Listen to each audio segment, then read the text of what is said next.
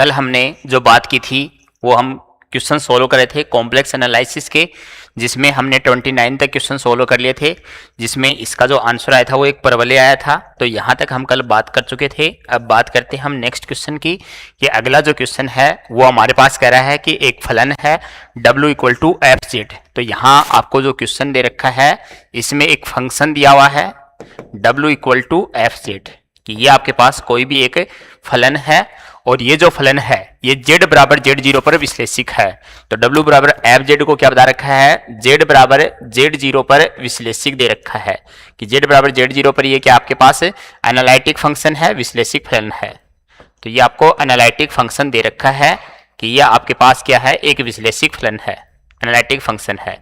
तो ये आपको एनालिटिक फंक्शन दे रखा है।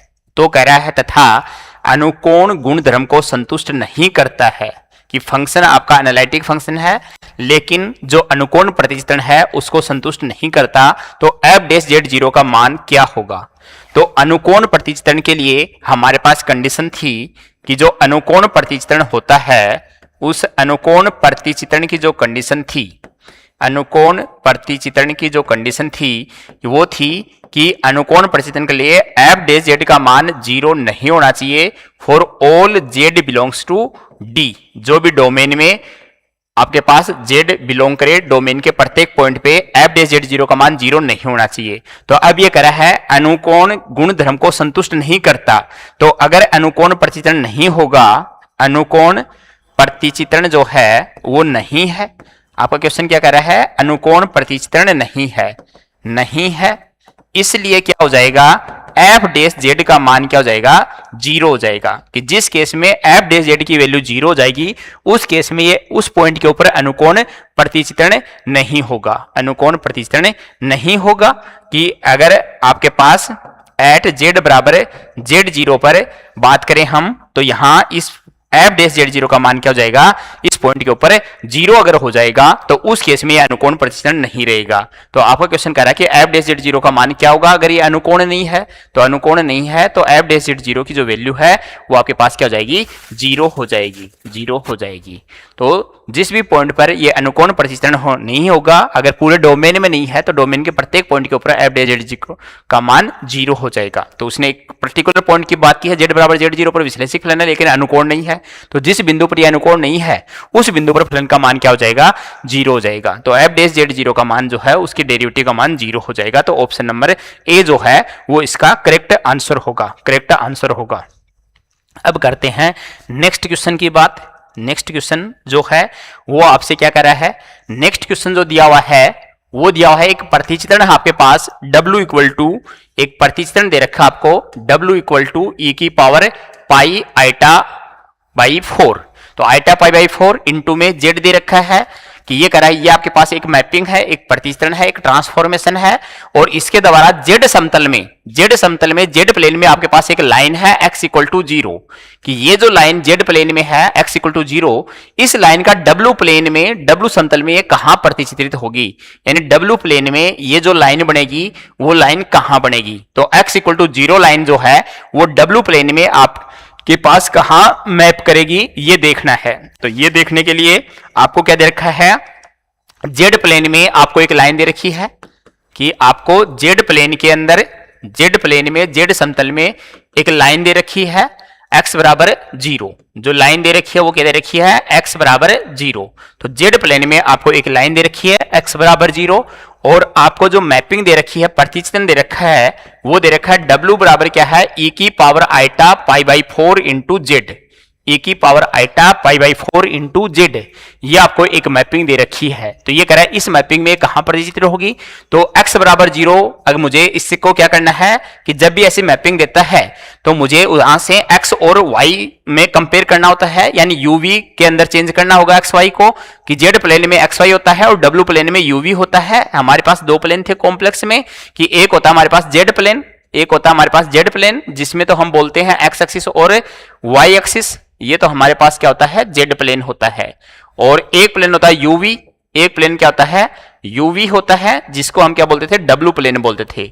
डब्ल्यू प्लेन बोलते थे। तो हमारे पास दो प्लेन होंगे, तो ये कह रहा है कि आपके पास जेड प्लेन में एक लाइन है x बराबर 0, x बराबर 0 लाइन का मतलब क्या है, y एक्सिस। तो जेड प्लेन में जो y एक्सिस है उसकी मैपिंग डब्ल्यू प्लेन में कहां होगी, डब्ल्यू प्लेन में कहां होगी, हमें ये चेक करना है। तो डब्ल्यू प्लेन में चेक करने के लिए यहां से हम इसको कन्वर्ट करें कि x इक्वल टू 0 लाइन के लिए, कि इसमें क्या करते हैं, पुट करते थे w की जगह u plus iota v put कर दें और z की जगह क्या पुट कर दें, x plus iota y put कर दें। तो ये अगर पुट करेंगे तो ये क्या हो जाएगा आपके पास, w की जगह u plus iota v equal to e की power iota pi by 4 into z की जगह क्या पुट करें, x plus iota y, x plus iota y। अगर ये पुट करें तो ये पुट करेंगे तो ये आपके पास क्या हो जाएगा, u plus iota v equal to, इसको क्या लिखता हूं मैं, cos pi by 4 plus iota sine pi by 4, cos pi by 4 plus iota sine pi by 4, E की पावर आइटा थीटा का फॉर्मूला यूज कर लिया यहाँ पे। तो cos pi by 4 plus iota sine pi by 4 लिख सकते हैं इसको, और ये क्या हो जाएगा आपके पास x plus iota y, x plus iota y। तो यहां से इसका रियल पार्ट क्या आएगा, रियल पार्ट से कंपेयर करें कि वास्तविक तथा काल्पनिक भागों की तुलना करें, हम वास्तविक तथा काल्पनिक भागों की तुलना करें। तो वास्तविक तथा काल्पनिक भागों की तुलना करने पर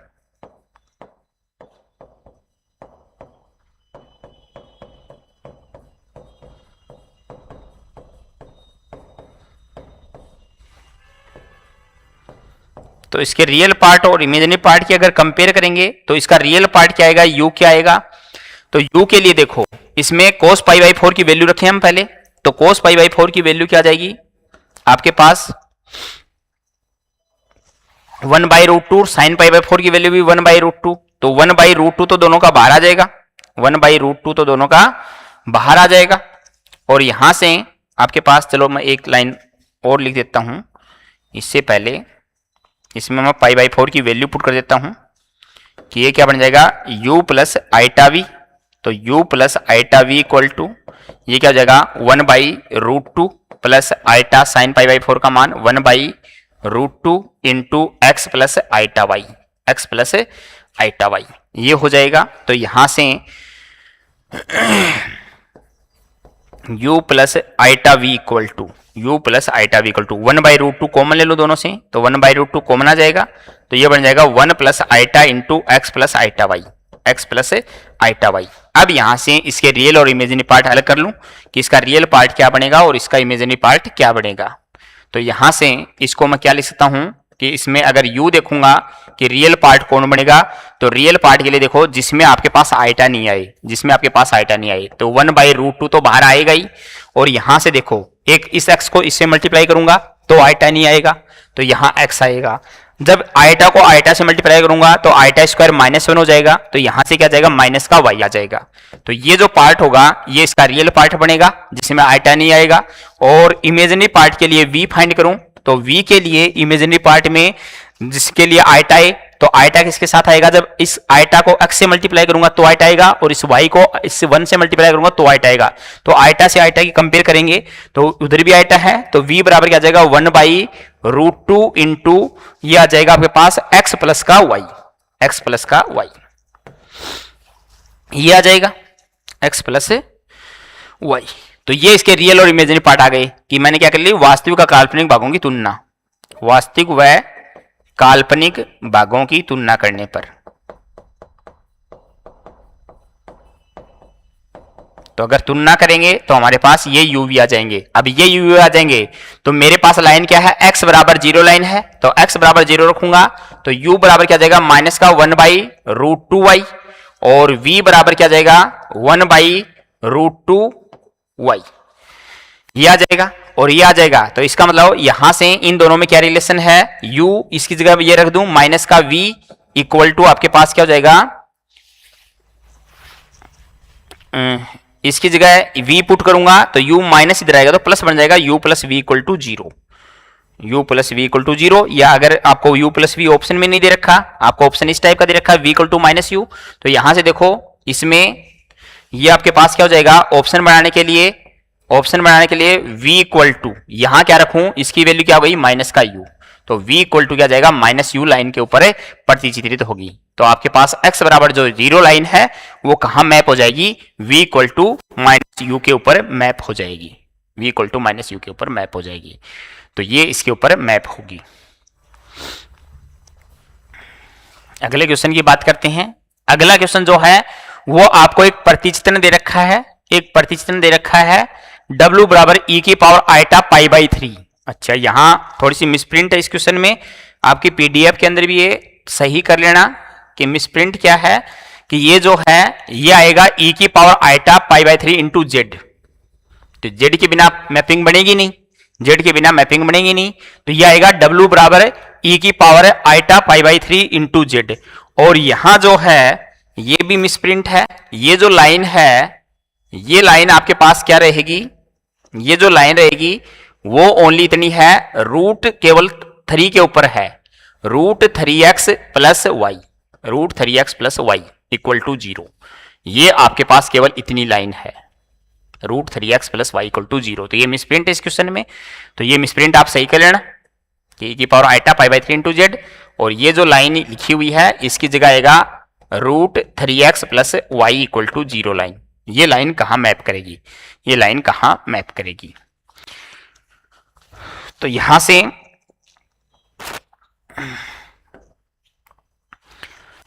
जो W दे रखा है वो आपको क्या दे रखा है,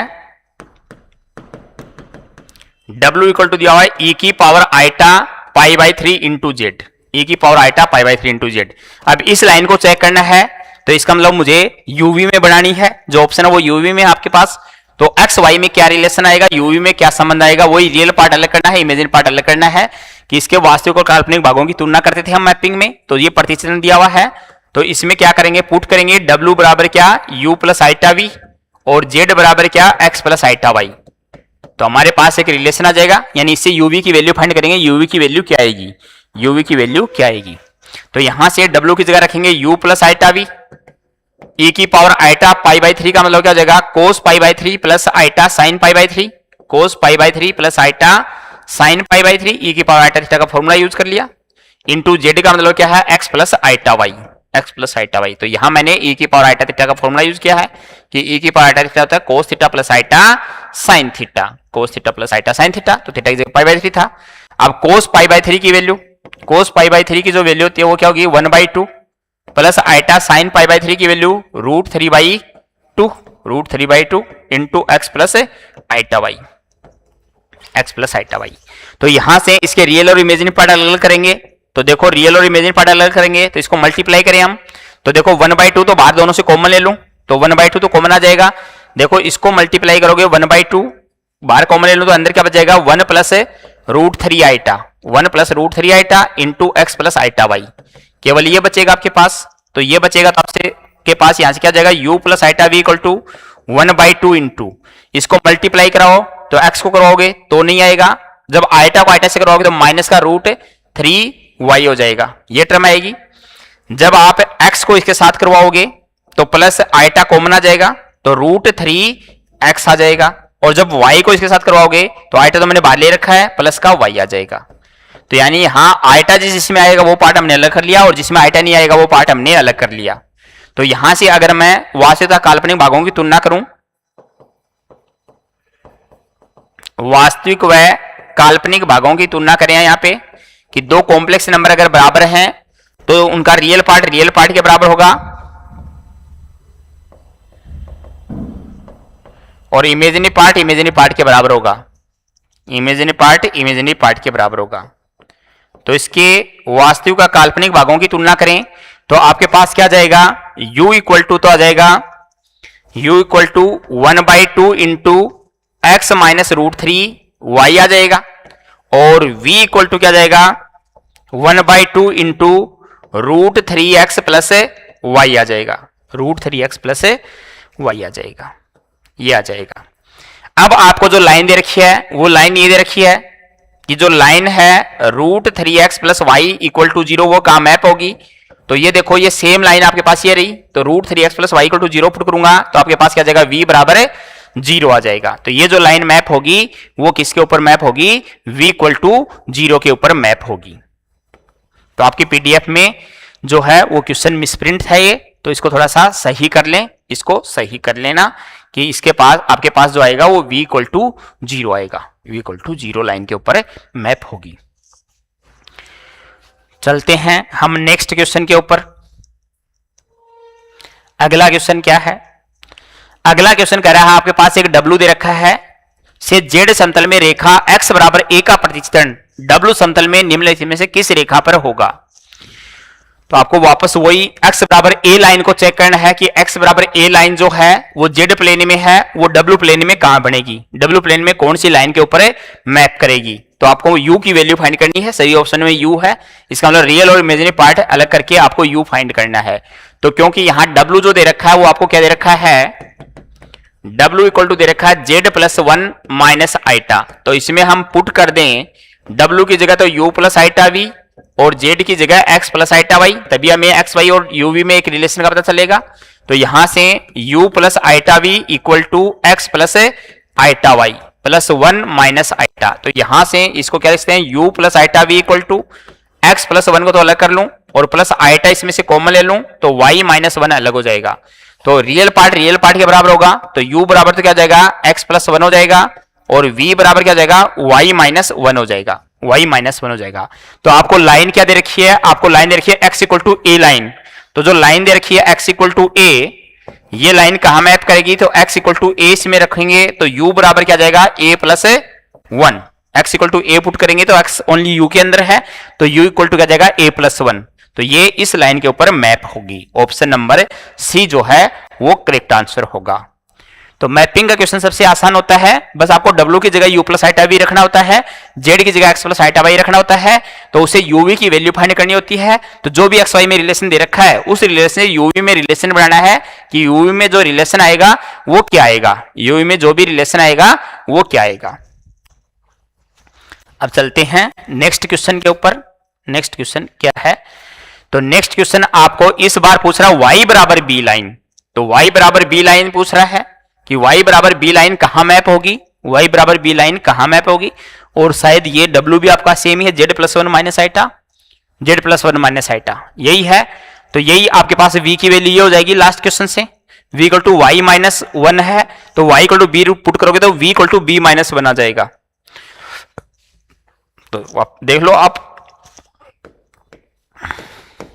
कि क्या है, आपको w इक्वल टू क्या रखा है z प्लस 1 माइनस आइटा। तो w की जगह तो क्या पुट करेंगे u प्लस आइटा v और z की जगह क्या पुट करेंगे x प्लस आइटा y। तो यहां से रियल पार्ट की कंपेयर करोगे तो u इक्वल टू क्या जाएगा x प्लस 1 और v इक्वल टू क्या जाएगा y माइनस 1। तो इस बार जो लाइन दे रखी है वो आपको क्या दे रखी है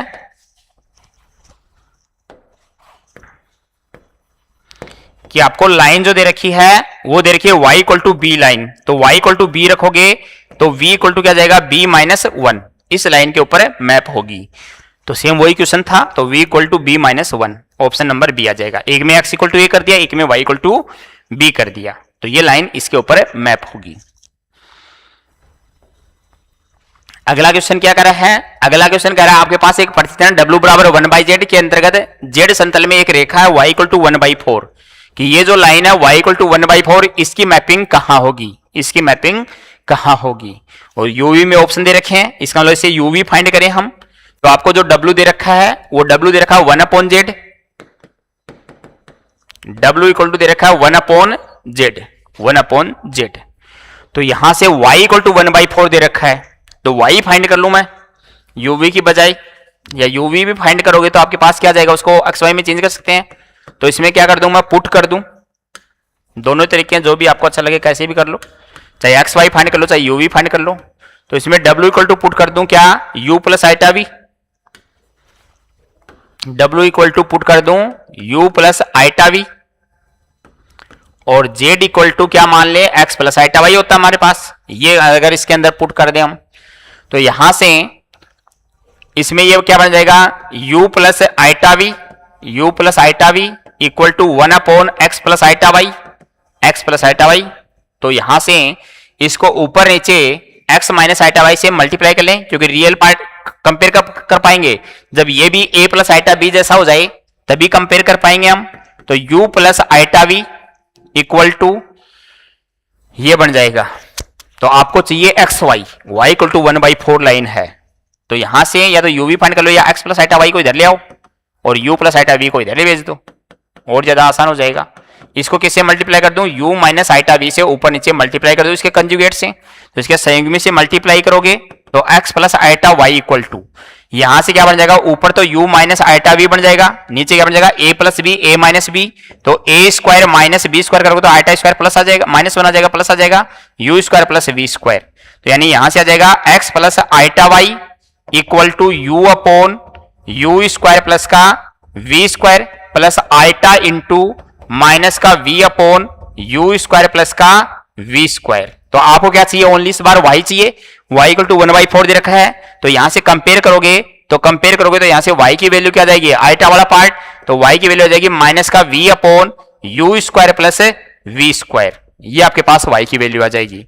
और ये y की वैल्यू आ जाएगी तो आपको क्या करना है, आपको देखना है y इक्वल टू 1/4, तो इसमें पुट कर दूं क्या, y equal to 1/4, y equal to 1/4, तो ये अगर पुट करेंगे तो ये आ जाएगा माइनस का v upon u square plus v square equal to 1/4, और यहां से आपके पास क्या आ जाएगा, u square plus v square minus का 4v आएगा, तो ये बन जाएगा प्लस का 4v इक्वल टू 0, प्लस का 4v इक्वल टू 0, तो इसमें चेंज हो जाएगी।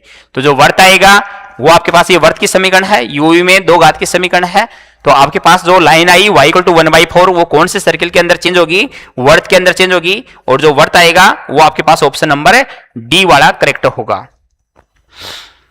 तो y इक्वल टू 1/4 जो लाइन है वो इस वर्त के ऊपर प्रतिचित्रित होगी, इस वर्त के ऊपर मैप करेगी, इस वर्त के ऊपर मैप करेगी, क्योंकि w बराबर 1/z जो है वो प्रतिलोमन था, और प्रतिलोमन में हमने पढ़ा था कि रेखा या वर्त को रेखा या वर्त के ऊपर प्रतिचित्रित करता है, तो ये जो लाइन दे रखी है वो किसके ऊपर प्रतिचित्रित होगी, वर्त के ऊपर प्रतिचित्रित होगी। तो आपके पास ऑप्शन नंबर डी जो है वो क्या हो जाएगा, करेक्ट हो जाएगा, करेक्ट हो जाएगा। चलते हैं नेक्स्ट क्वेश्चन के ऊपर। अगला क्वेश्चन क्या है, वापस w बराबर 1/z दे रखा है, इसके अंदर z समतल में एक लाइन दे रखी है x बराबर 1/2 का प्रतिचित्रण कहां होगा, का प्रतिचित्रण कहां होगा। तो ये तो हमने कल ही किया था, ये क्वेश्चन वापस रिपीट हो गया। ऑप्शन नंबर बी इसका करेक्ट आएगा, ऑप्शन नंबर बी इसका करेक्ट आएगा। मैं दिखा देता हूं आपको कि कल भी हमने ये क्वेश्चन किया था, सेम ही क्वेश्चन था, x equal to 1/2 line, x equal to 1/2 line. 25 number question आपका सेम ही था, 25 नंबर क्वेश्चन है कि w इक्वल टू 1/z के अंदर z समतल में रेखा x बराबर 1/2 का प्रतिबिंब कहां होगा, का प्रतिबिंब कहां होगा। तो इसका ऑप्शन नंबर बी आया था, है ना। तो सेम ही क्वेश्चन आपका रिपीट हो रहा है, करो तो भी 2 मिनट लगनी है आपके पास। कि w बराबर 1/z दे रखा है, इस बार x लाइन बोल रहा है, x लाइन बोल रहा है, तो अभी अभी हमने क्वेश्चन किया पीछे वाला, देखो उसमें x, अगर x की कंपेयर करेंगे तो x बराबर क्या आएगा, w बराबर 1/z है तो x बराबर आएगा u upon u square plus v square. तो ये x और y डायरेक्ट भी याद रखो, मैंने बोला था x की value u upon u square plus v square होती है, y की वैल्यू माइनस का v upon u square plus v square होती है, तो आप डायरेक्ट भी याद रख सकते हो। तो यहां से x की वैल्यू क्या है, u upon u square plus v square. तो जब आपको ये, क्योंकि इस केस में u आपके पास x की जो वैल्यू है वो आपके पास क्या है कि जब भी प्रतिचित्रण क्या होता है कि w बराबर 1/z दे रखा है, w बराबर 1/z दे रखा है, तो इस केस में x की जो वैल्यू होती है वो तो होती है u upon u square plus v square, और अगर y की वैल्यू होती है माइनस का v upon u square plus v square, बस यही अंतर आता है। तो ये x y की वैल्यू डायरेक्ट याद रख सकते हो कि x y की वैल्यू ये होती है, या u v की चाहिए तो आपको x y को इंटरचेंज करना है बस, कि u की जगह x रखना है, v की जगह y रखना है, x की जगह u रखना है, y की जगह v रखना है, तो आपके पास इंटरचेंज हो जाएंगे। प्रतिलोमन में मैंने बात बता रखी है, तो प्रतिलोमन में हमने ये काम किया था। तो यहां से ये x y हो गए। अब इस बार x बराबर 1/2 लाइन चेक करनी है, तो x बराबर 1/2 करोगे, इसका मतलब क्या हो जाएगा, x बराबर 1/2 करोगे तो u upon u square plus v square equal to क्या हो जाएगा, 1/2 हो जाएगा। तो यहां से ये क्या आएगा, u square plus v square equal to 2u आएगा, और ये आएगा तो इसको इधर लेके आओगे तो u स्क्वायर माइनस का 2u प्लस का v स्क्वायर इक्वल टू 1 होगा। तो यहां से इसको होल स्क्वायर बनाने के लिए इक्वल टू 0, होल स्क्वायर बनाने के लिए 1 ऐड करना पड़ेगा, 1 माइनस करना पड़ेगा क्योंकि इसका हाफ करके इसका स्क्वायर ऐड करना होता है। तो यहां से +1 कर दूं मैं, और इधर भी +1 कर दूं, तो ये क्या बन जाएगा, u माइनस 1 का होल स्क्वायर प्लस का v स्क्वायर इक्वल टू 1। तो ये इस वर्त के ऊपर प्रतिष्ठित होगी ये जो लाइन है। तो ऑप्शन नंबर बी जो है वो करेक्ट आएगा, ऑप्शन नंबर बी जो है वो करेक्ट आएगा। तो यहां से ये करेक्ट ऑप्शन होगा। अगला क्वेश्चन कह रहा है x बराबर एचर, x बराबर कोई भी कांस्टेंट मान सकते हो आप। तो x बराबर कोई भी कांस्टेंट है का प्रतिचित्रण w बराबर साइन z के अंतर्गत प्रतिबिंब होगा कि w equal to sine z के अंतर्गत इसके इमेज क्या बनेगी, यानी वो एक वर्त बनेगा, परवलय बनेगी, दीर्घवृत्त बनेगा, अति परवलय बनेगा, कौन सी आकृति बनेगी, किस टाइप का मैपिंग होगी। तो x बराबर ए लाइन, x बराबर अचर का मतलब x बराबर ए बोल दूं कोई भी कांस्टेंट। तो आपको क्या दे रखा है क्वेश्चन के अंदर कि आपको जो क्वेश्चन के अंदर दे रखा है वो एक आपको w दे रखा है और आपको x बराबर अचर दे रखा है।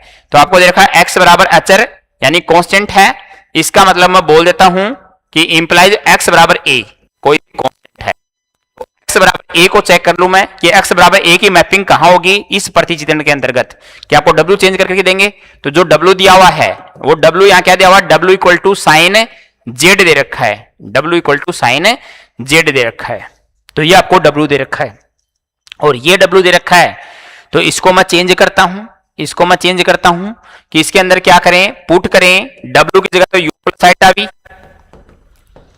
और z की जगह x प्लस आइटा y। कोई भी मैपिंग देगा आपको यही काम करना है कि w की जगह x प्लस आइटा, w की जगह u plus iota v put करना है और z की जगह क्या पुट करना है, x plus iota y put करना है। तो अगर मैं इसके अंदर ये पुट कर दूं तो w की जगह u plus iota v put कर दूं और z की जगह x plus iota y put कर दूं तो ये क्या आपके पास क्या बन जाएगा, u plus iota v equal to sine x plus iota y, sine x plus iota y ये हो जाएगा और ये हो जाएगा। तो यहां से इसको मैं चेंज करूं, अब मुझे रियल और इमेजिनरी पार्ट अलग अलग करने हैं कि इसका रियल पार्ट क्या बनेगा और इमेजिनरी पार्ट क्या बनेगा।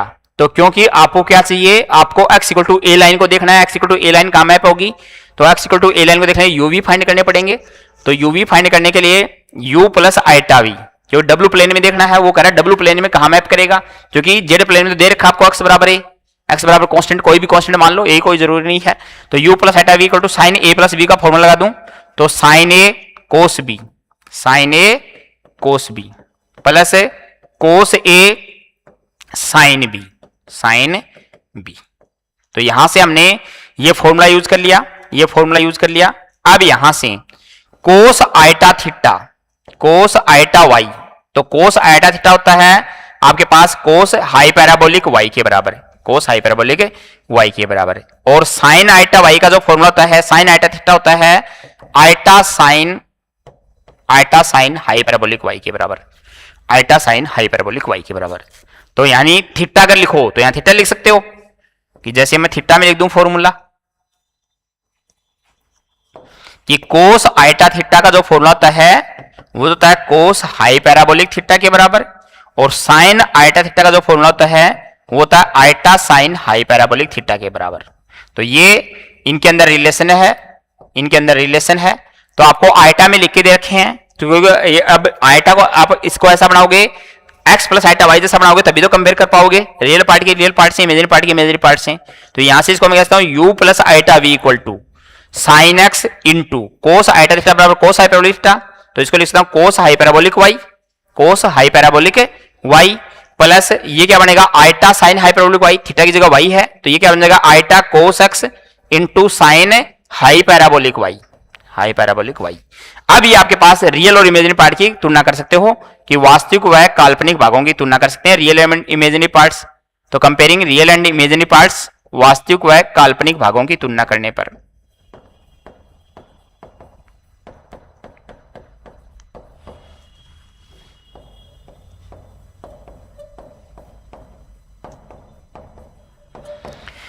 तो इनकी अगर कंपेयर करेंगे तो आपके पास क्या जाएगा, u इक्वल टू तो आ जाएगा sine x cos hyperbolic y और v इक्वल टू आ जाएगा cos x sine hyperbolic y। अब आपके पास जो लाइन है वो x equal to a line है कि जो लाइन दे रखी है वो आपको x इक्वल टू कांस्टेंट दे रखी है, तो x इक्वल टू ए दे रखी है, कई बार a दे देते हैं, कई बार अचर लिख देते हैं। तो x equal to a line कहां मैप होगी, तो x इक्वल टू ए रखूं तो u इक्वल टू क्या जाएगा साइन ए आ जाएगा, तो u इक्वल टू क्या जाएगा sine a into cos hyperbolic y आ जाएगा, और v इक्वल टू क्या जाएगा cos a into sine hyperbolic y आ जाएगा। तो यहां से एक रिलेशन बनाने के लिए इसको मैं ऐसा लिख सकता हूं u upon sine a equal to cos hyperbolic y, एक इक्वेशन दे दूं, और इसको लिखता हूं v upon cos a equal to sine hyperbolic y, equation number 2। तो साइन हाइपरबोलिक और कोस हाइपरबोलिक में रिलेशन होता है cos hyperbolic square theta minus sine hyperbolic square theta equal to 1 होता है।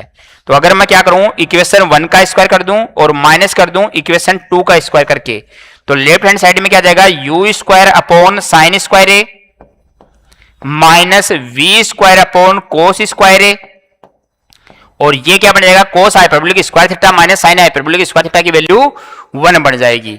तो ये इक्वेशन बन जाएगी और ये इक्वेशन बन जाएगी। तो आप जानते हो x square upon a square minus y square upon b square equal to 1 type की जो इक्वेशन होती है वो आपके पास किसकी होती है प्लस होता है तो दीर्घवृत्त बनता है, माइनस होता है तो क्या बनती है अति परवलय बनती है।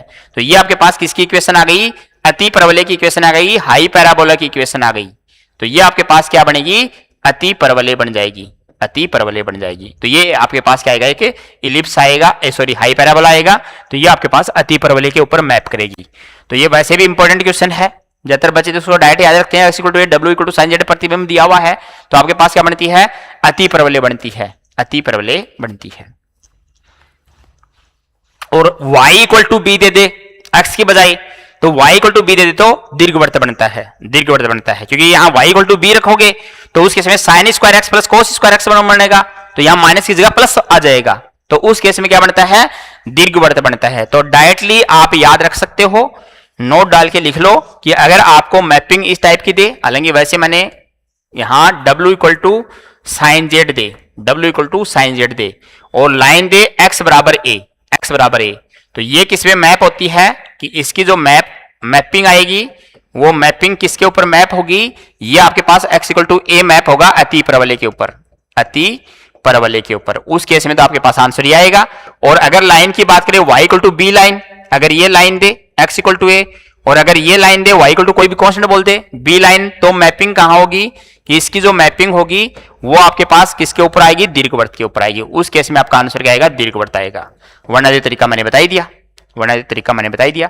तो यहां से या तो ये देता है या आपको दूसरा क्वेश्चन देता है w equal to cos Z दे देता है यहाँ पे साइन की बजाय, तो उस केस में भी सेम ही बात आती है कि अगर line x equal to a दे दे तो इसकी मैपिंग पूछे तो आपके पास क्या आएगा अति परवलय के ऊपर मैप होगी, अति परवलय के ऊपर ये इसकी मैपिंग आएगी, कहां मैप होगी तो अति परवलय के ऊपर मैप होगी। और अगर y equal to B line दे दे तो दीर्घवृत्त के ऊपर मैप होगी। तो यार तो एक बार क्वेश्चन कई बार तो साइन देके पूछता है, कई बार एग्जाम में कोस देके पूछते हैं, कई बार एग्जाम में कोस देके पूछते हैं।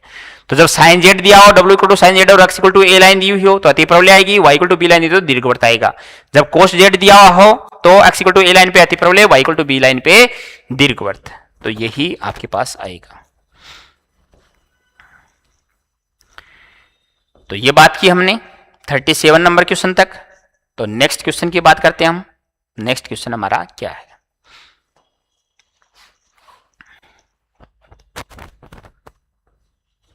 तो देखो नेक्स्ट क्वेश्चन कह रहा है आपके पास 3 बिंदु दे रखे हैं z equal to infinite iota 0 को बिंदुओं w equal to 0 iota infinite पर प्रतिष्ठित करने वाला द्विरेखिक रूपांतरण होगा।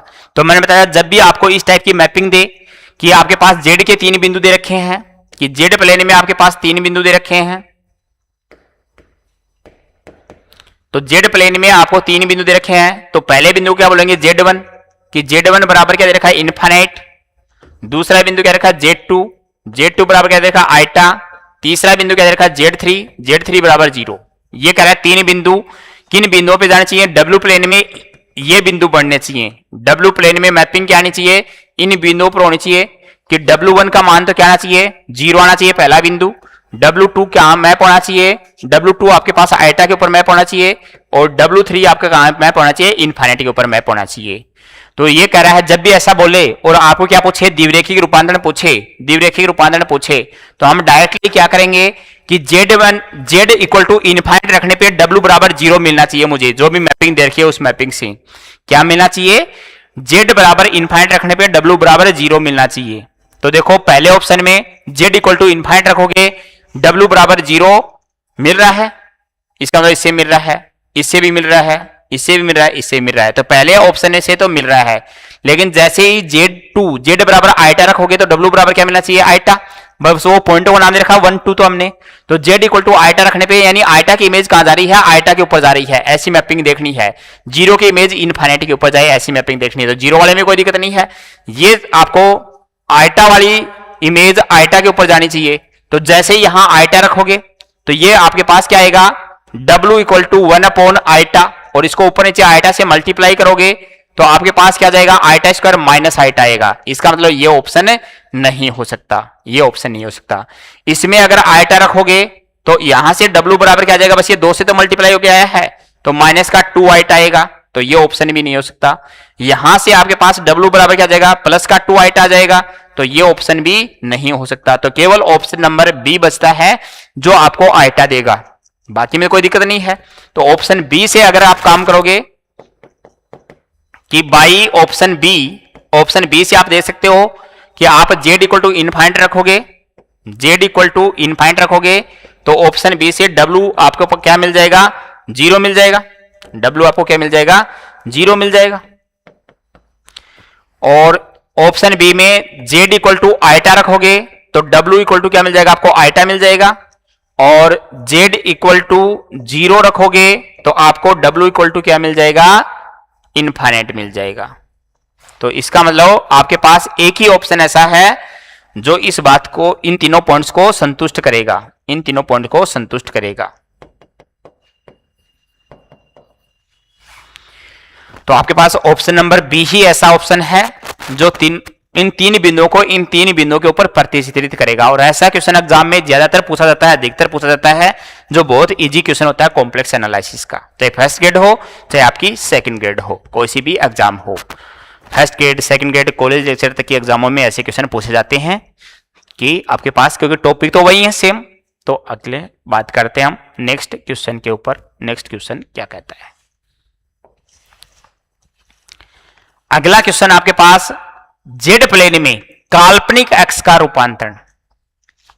ये क्या कर रहा है, आपके पास जेड तल है और जेड तल में काल्पनिक एक्स का रूपांतरण देखना है आपको। काल्पनिक एक्स का रूपांतरण w इक्वल टू ई की पावर जेड के अंतर्गत कहां प्रतिबिंब होगा, the transformation of the imaginary axis in the z plane under w equal to e की power z will be the image. कौन सी इमेज बनेगी, तो आप जानते हो जेड प्लेन में काल्पनिक एक्स कौन होता है,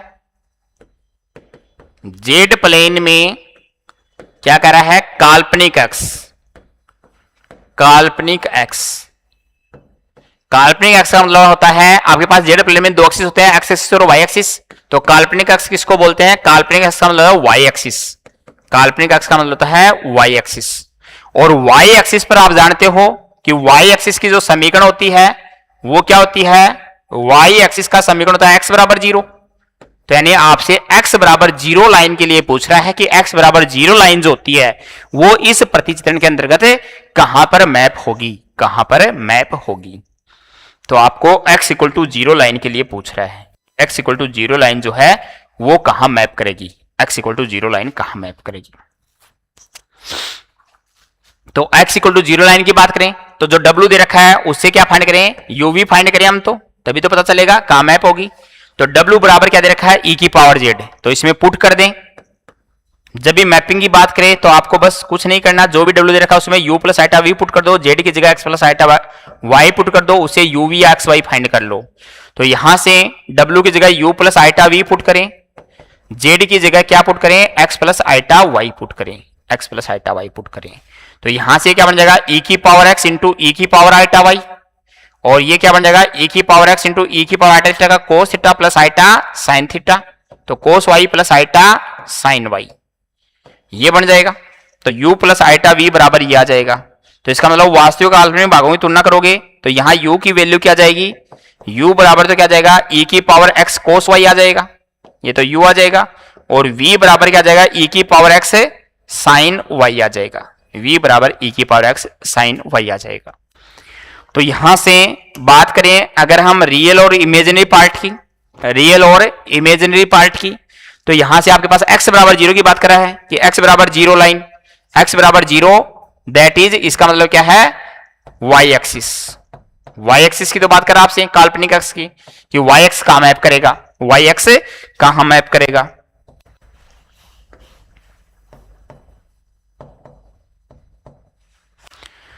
तो वाई एक्सिस की बात कर रहा है तो एक्स बराबर 0 रखोगे तो u बराबर क्या जाएगा, e की पावर 0 तो 1 हो जाएगा कोस वाई, और v बराबर क्या जाएगा, साइन वाई।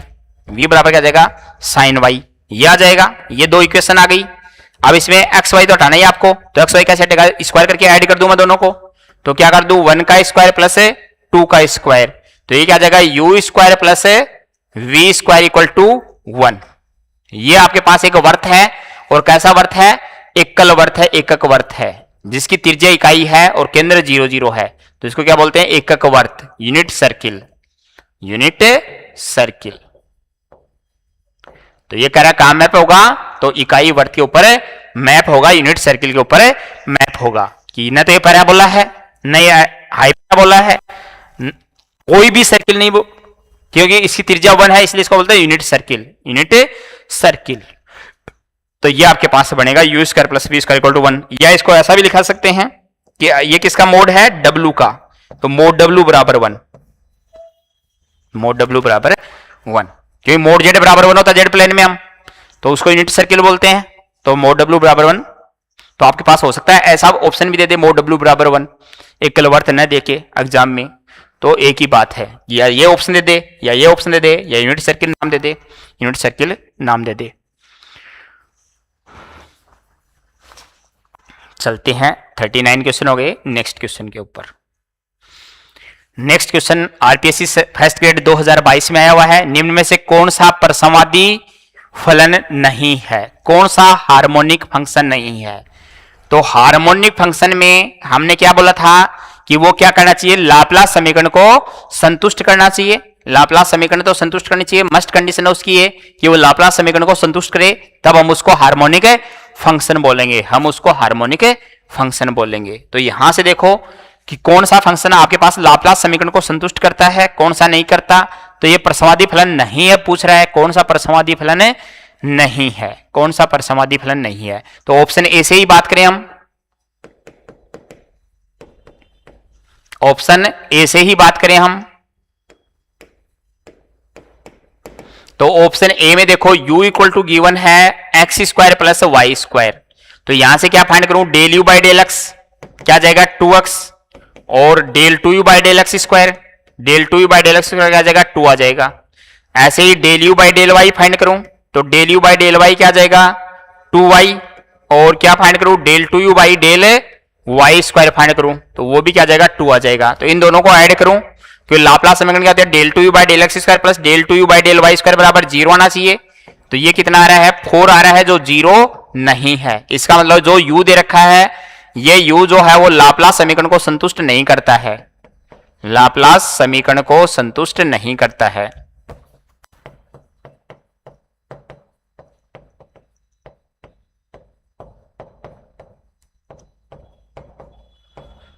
और ये अगर लाप्लास समीकरण को संतुष्ट नहीं करता है, इसका मतलब u जो वो परसमादी फलन नहीं है।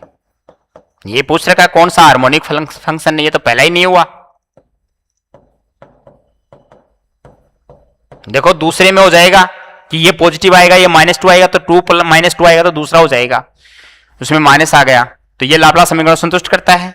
तो लाप्लास समीकरण को संतुष्ट करना चाहिए, और चारों आंशिक अवकलज क्या होने चाहिए, संतत होने चाहिए। तो आंशिक अवकलज संतत है, लेकिन ये लाप्लास समीकरण को संतुष्ट नहीं कर रहा, तो ऑप्शन नंबर ए जो है वो आपके पास यहां करेक्ट हो जाएगा कि ये परसमादी फलन नहीं है, परसमादी फलन नहीं है।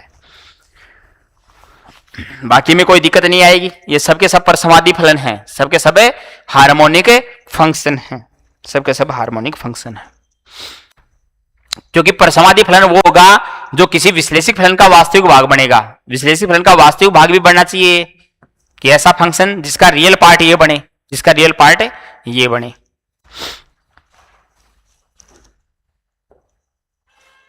अगला क्वेश्चन,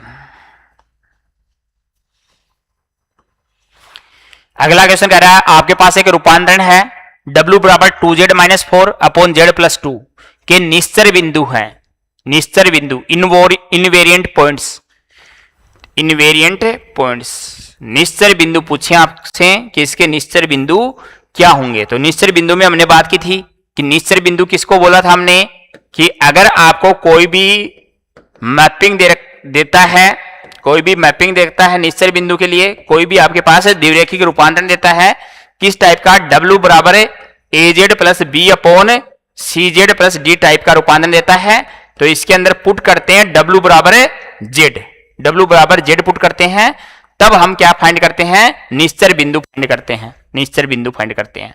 तो आपको इसके इनवेरिएंट पॉइंट फाइंड करने हैं। तो इनवेरिएंट पॉइंट फाइंड करने हैं तो क्योंकि W इक्वल टू क्या दे रखा है आपको, W इक्वल टू दे रखा है 2Z माइनस का 4 अपॉन Z प्लस का 2। जो क्वेश्चन तभी होंगे जब थ्योरी याद आएगी, आपको थ्योरी याद आनी चाहिए। तो निश्चर बिंदु कैसे ज्ञात करते थे, निश्चर बिंदु ज्ञात करने के लिए W बराबर Z पुट करते थे। तो इसमें पुट कर दें निश्चर बिंदु के लिए W बराबर Z,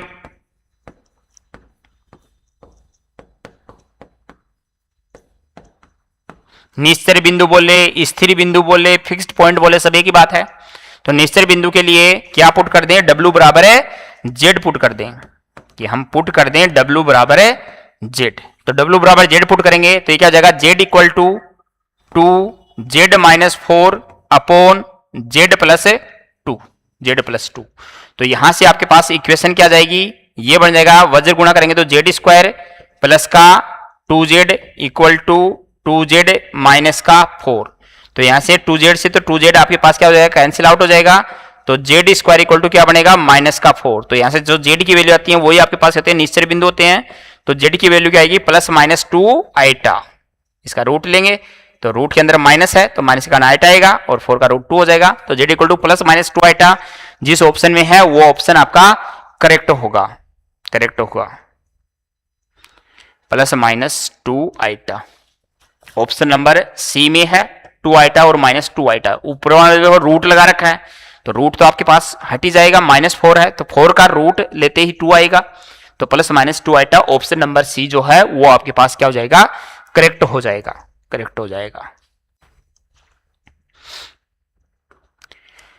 अगला क्वेश्चन, अगला क्वेश्चन कहता है जेड समतल में एक अर्धवर्तीय चकती, जेड प्लेन में आपके पास एक अर्धवर्तीय चकती है यानी हाफ डिस्क है, जिसका केंद्र मूल बिंदु और त्रिज्या जो है वो 2 इकाई है, इसकी रेडियस 2 इकाई है।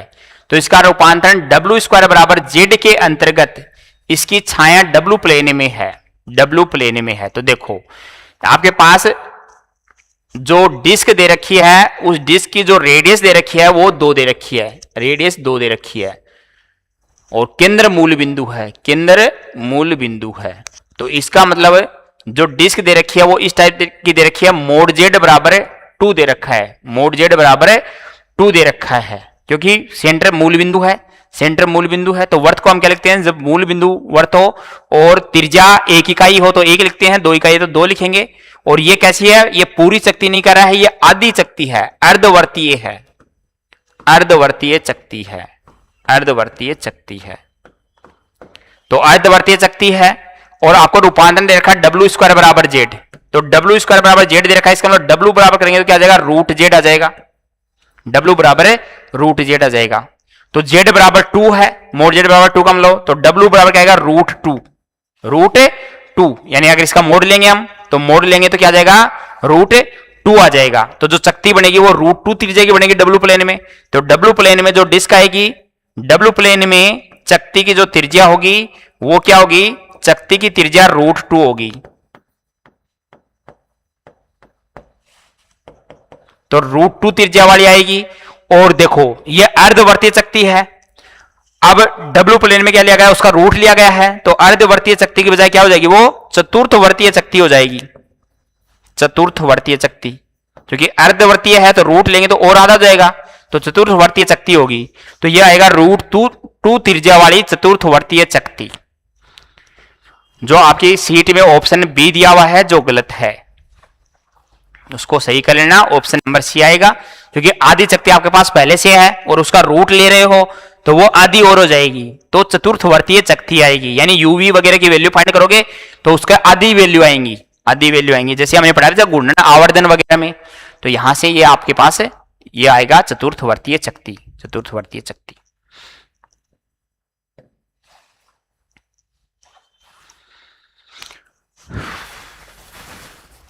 अगला क्वेश्चन कह रहा है एफ जेड बराबर 2 आइटा वाई है, ये किस बिंदु पर विश्लेषिक फलन है? कौन से बिंदु पर ये विश्लेषिक फलन होगा? एनालिटिक फंक्शन होगा, एनालिटिक फंक्शन होगा। तो एनालिटिक फंक्शन की बात क्या की थी कि हमने कहा था एफ जेड जो है वो अगर आपके पास एफ जेड जो है वो अगर आपके पास क्या है, एनालिटिक फंक्शन है, u प्लस आइटा वी होता है, एफ जेड बराबर u प्लस आइटा वी। ये अगर एनालिटिक फंक्शन है, एनालिटिक फंक्शन है तो एफ जेड एनालिटिक फंक्शन है, तो यह क्या करेगा? सीआर इक्वेशन संतुष्ट करता है, सीआर इक्वेशन संतुष्ट होंगी।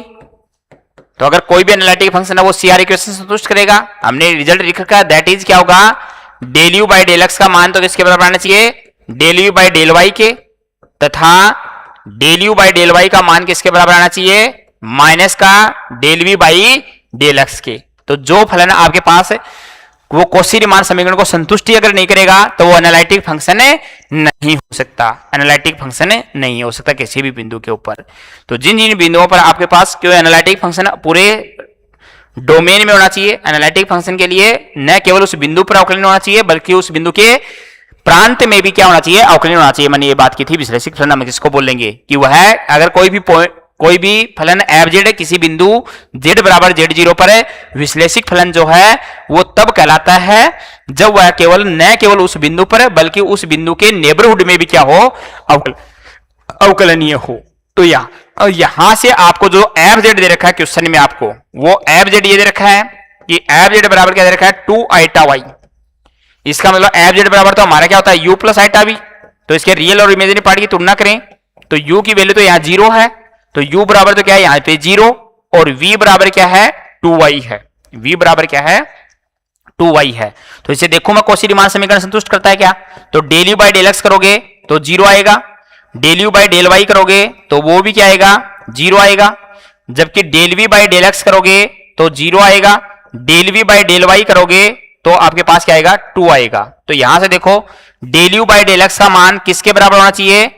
Del v by del y के बराबर होना चाहिए। तो ये आपके पास मान बराबर ही नहीं है, del u by del x का मान del u by del y के बराबर नहीं है, तथा del u by del y का मान तो बराबर हो जाएगा minus del v by del x के, जो 0 में चाहिए माइनस लगाओ क्या फर्क पड़ेगा? तो ये आपके पास ये तो बात बराबर है लेकिन ये बराबर नहीं है। इसका मतलब कौशी-रीमान समीकरण संतुष्ट नहीं होती, सीआर इक्वेशन संतुष्ट नहीं होती किसी भी पॉइंट के ऊपर, चाहे कोई भी पॉइंट रख लो आप इसमें, और सीआर इक्वेशन संतुष्ट नहीं है। इसका मतलब जो एफ जेड दे रखा आपको वो कहीं भी विश्लेषिक नहीं है। एफ जेड बराबर 2 आइटा वाई कहीं भी विश्लेषिक फलन नहीं है।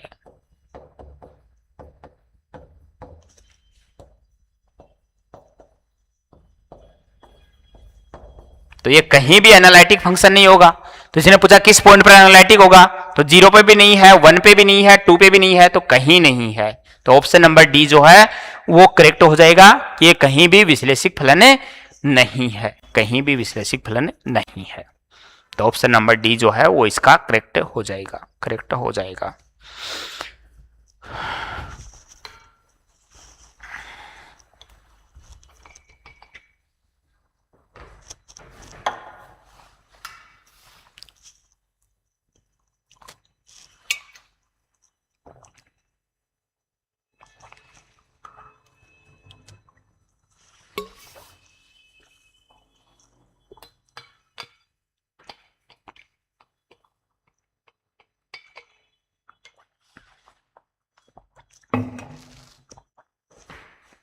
चलते हैं नेक्स्ट क्वेश्चन के ऊपर।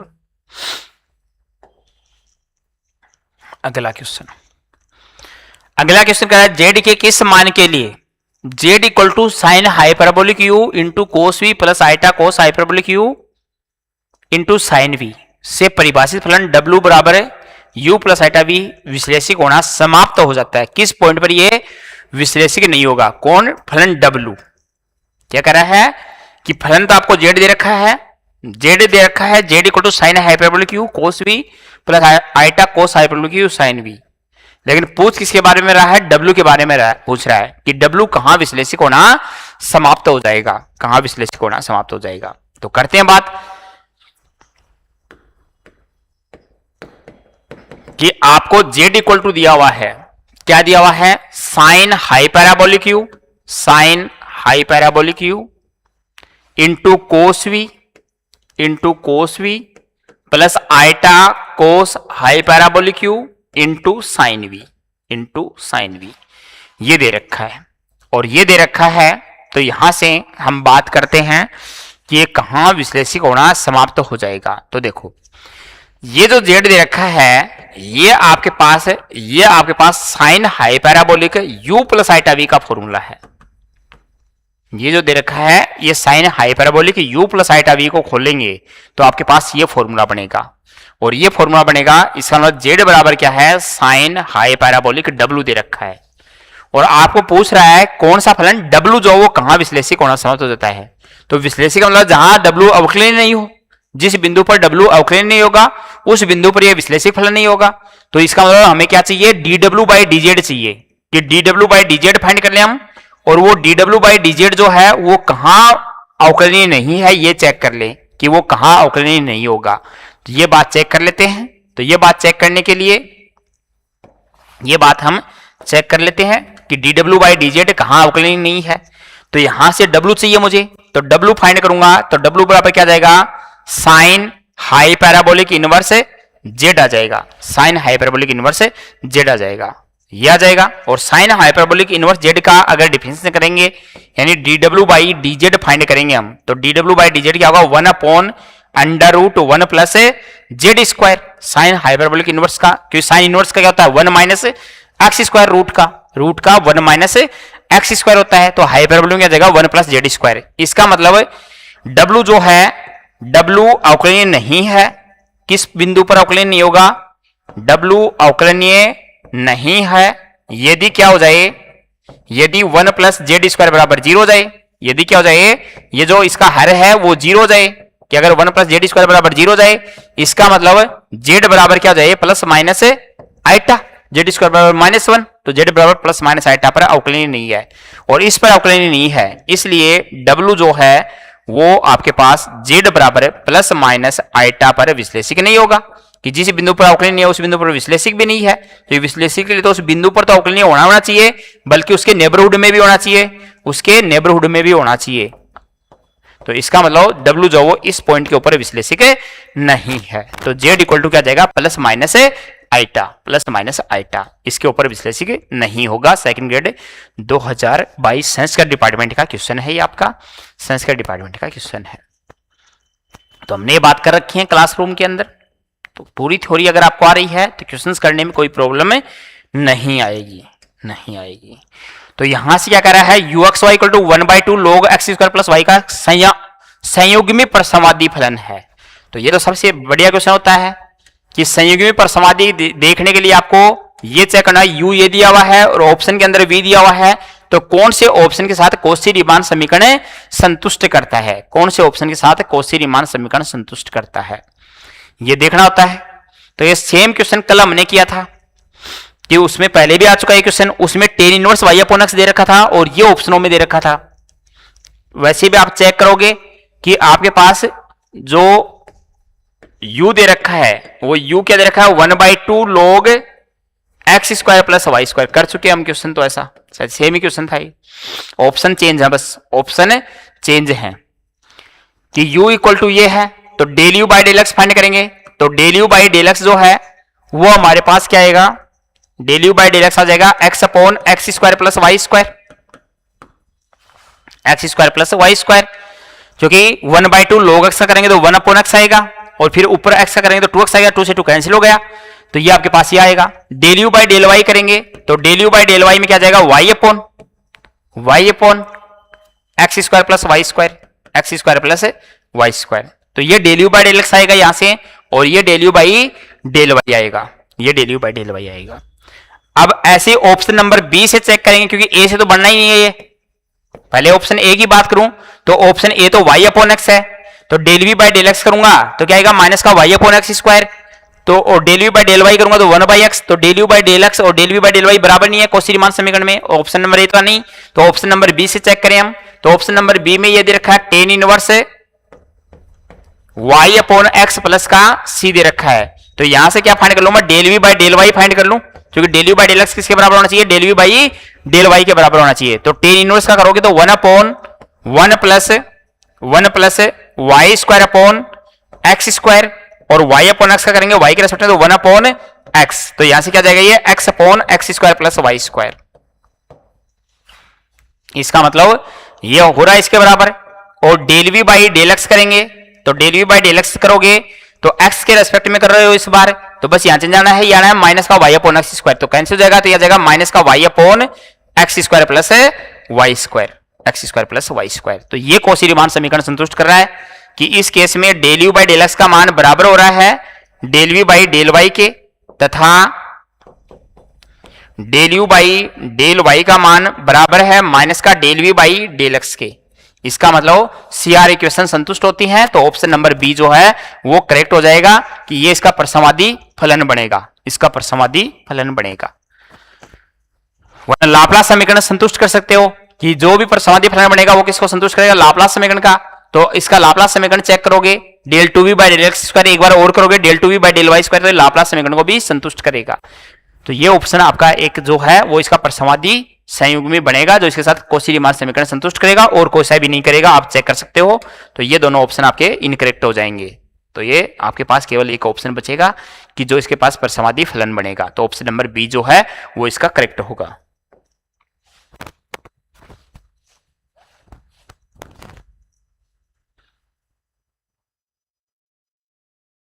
अगला क्वेश्चन कर रहा है जेड प्लेन में आपके पास रेखाएं हैं x बराबर 0, y बराबर 0, रूट 3x प्लस वाई बराबर 1 से परिसीमित एक त्रिभुजाकार क्षेत्र का रूपांतरण w बराबर e की power iota by 3 into z के अंतर्गत w प्लेन में प्रतिच्छेदित क्षेत्र में कहां होगा।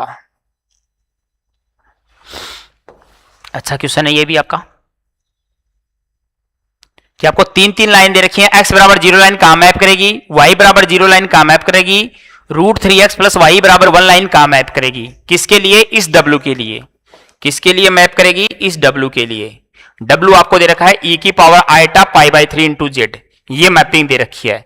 और इस मैपिंग के लिए आपको तीन लाइन दे रखी है, x बराबर 0, y बराबर 0 and root 3x plus Y बराबर 1, ये W प्लेन में कहां मैप करेंगी। तो जेड प्लेन में तीन लाइन दे रखी हैं, इन तीन लाइन से क्या करा है, एक ट्राइंगल बनेगा, एक त्रिभुज बनेगा, और जो त्रिभुज बनेगा वो W प्लेन में कहां लाई करेगा, कौन सी लाइनें बनेंगी, कौन सी लाइनें बनेंगी। साइंस का डिपार्टमेंट 2022 का क्वेश्चन है आपके पास, सेकंड ग्रेड का।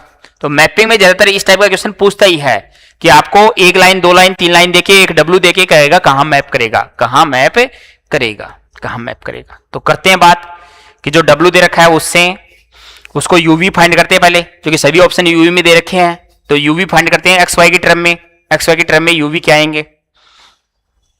तो देखो यहां जो W दे रखा है आपको वो दे रखा है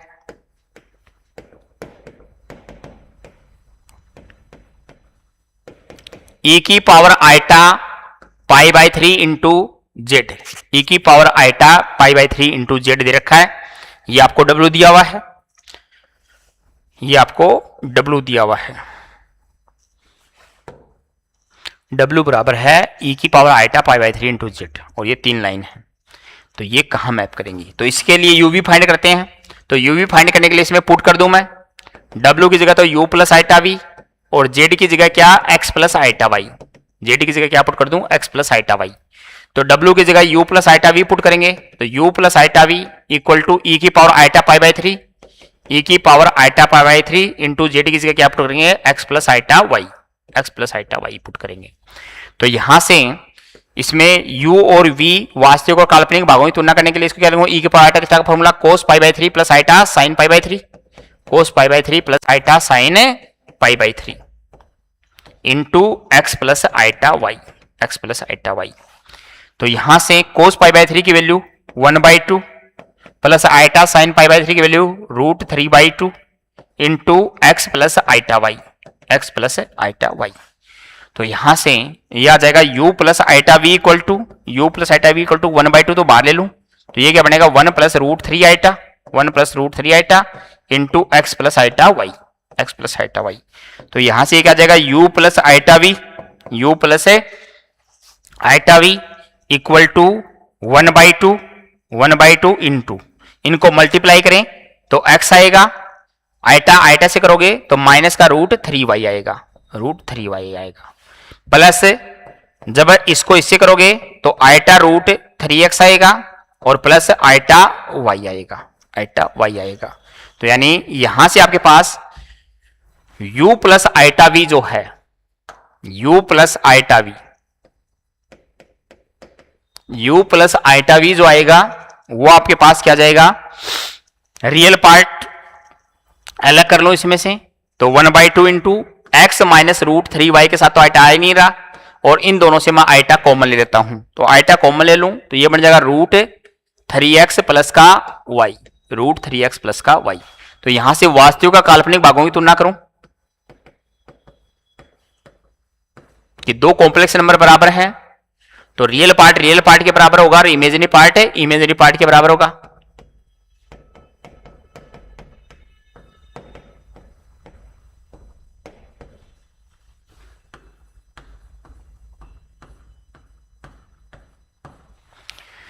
तो u बराबर तो क्या जाएगा 1/2 इंटू एक्स माइनस √3y, और v बराबर क्या जाएगा 1/2 इंटू √3x प्लस का y, √3x प्लस y।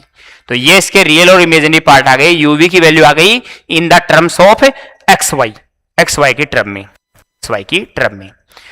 तो यहां से अब आपको लाइन दे रखी है 3, एक लाइन दे रखी है x बराबर 0 लाइन, कि लाइन x बराबर 0 लाइन है वो कहां मैप होगी, वो कहां मैप होगी। तो x बराबर 0 रखोगे तो आपके पास u की वैल्यू क्या आएगी, u की वैल्यू आएगी माइनस का √3/2 इंटू वाई, और v की वैल्यू क्या आएगी, v की वैल्यू आएगी 1/2y, 1/2y। तो यहां से देखो कि इन दोनों में क्या रिलेशन बन रहा है कि 1/2y की जगह v रख सकता हूं मैं, तो u बराबर क्या जाएगा माइनस का √3 इंटू v, ये आ जाएगा। तो आपको जो आंसर दे रखा वो v बराबर दे रखा है, तो v इक्वल टू क्या जाएगा माइनस का 1/√3 इंटू यू, माइनस का 1/√3 इंटू यू। तो देखो अब आपका जो क्वेश्चन दे रखा है उसमें v बराबर माइनस का 1/√3 इंटू यू कौन से ऑप्शन में आ रहा है, तो v इक्वल टू माइनस का 1/√3 इंटू यू आ रहा है, ये ऑप्शन नहीं हो सकता, ये ऑप्शन नहीं हो सकता। दो ऑप्शन तो आपके पास ऑलरेडी कट हो चुके हैं, तो v इक्वल टू माइनस का 1/√3 इंटू यू इसमें आ रहा है, तो इसका मतलब आपको एक लाइन और चेक करनी पड़ेगी। अच्छा v दोनों में सेम दे रखा है, इसका मतलब आपको v equal to third line check करनी पड़ेगी, थर्ड लाइन कहां बन रही है। कोई बात नहीं, हम पूरा ही चेक करते हैं, सभी पता चल जाएगा। दूसरी line y equal to 0, y equal to 0 line कहां मैप होगी, तो y इक्वल टू 0 रखोगे तो u इक्वल टू तो क्या आएगा x/2, और v इक्वल टू क्या आएगा √3x/2, √3x/2 ये आ जाएगा। तो यहां से ये क्या आ जाएगा v बराबर √3u, ये आ रही है दोनों ऑप्शनों में, तो v बराबर √3u, दूसरी लाइन इसके ऊपर मैप होगी।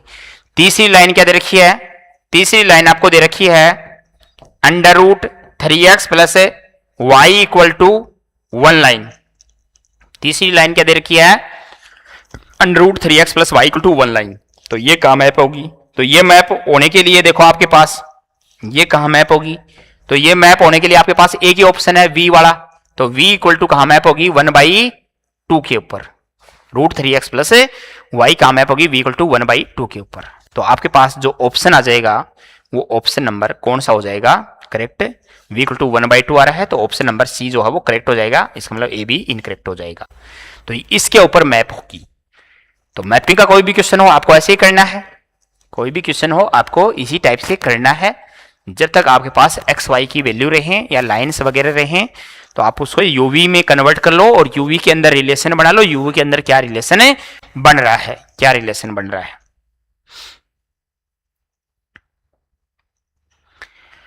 अगला क्वेश्चन देखो, वापस एक मैपिंग का क्वेश्चन कि ये क्या कर रहा है, आपके पास एक रूपांतरण दे रखा है w equal to z minus 1/z+1।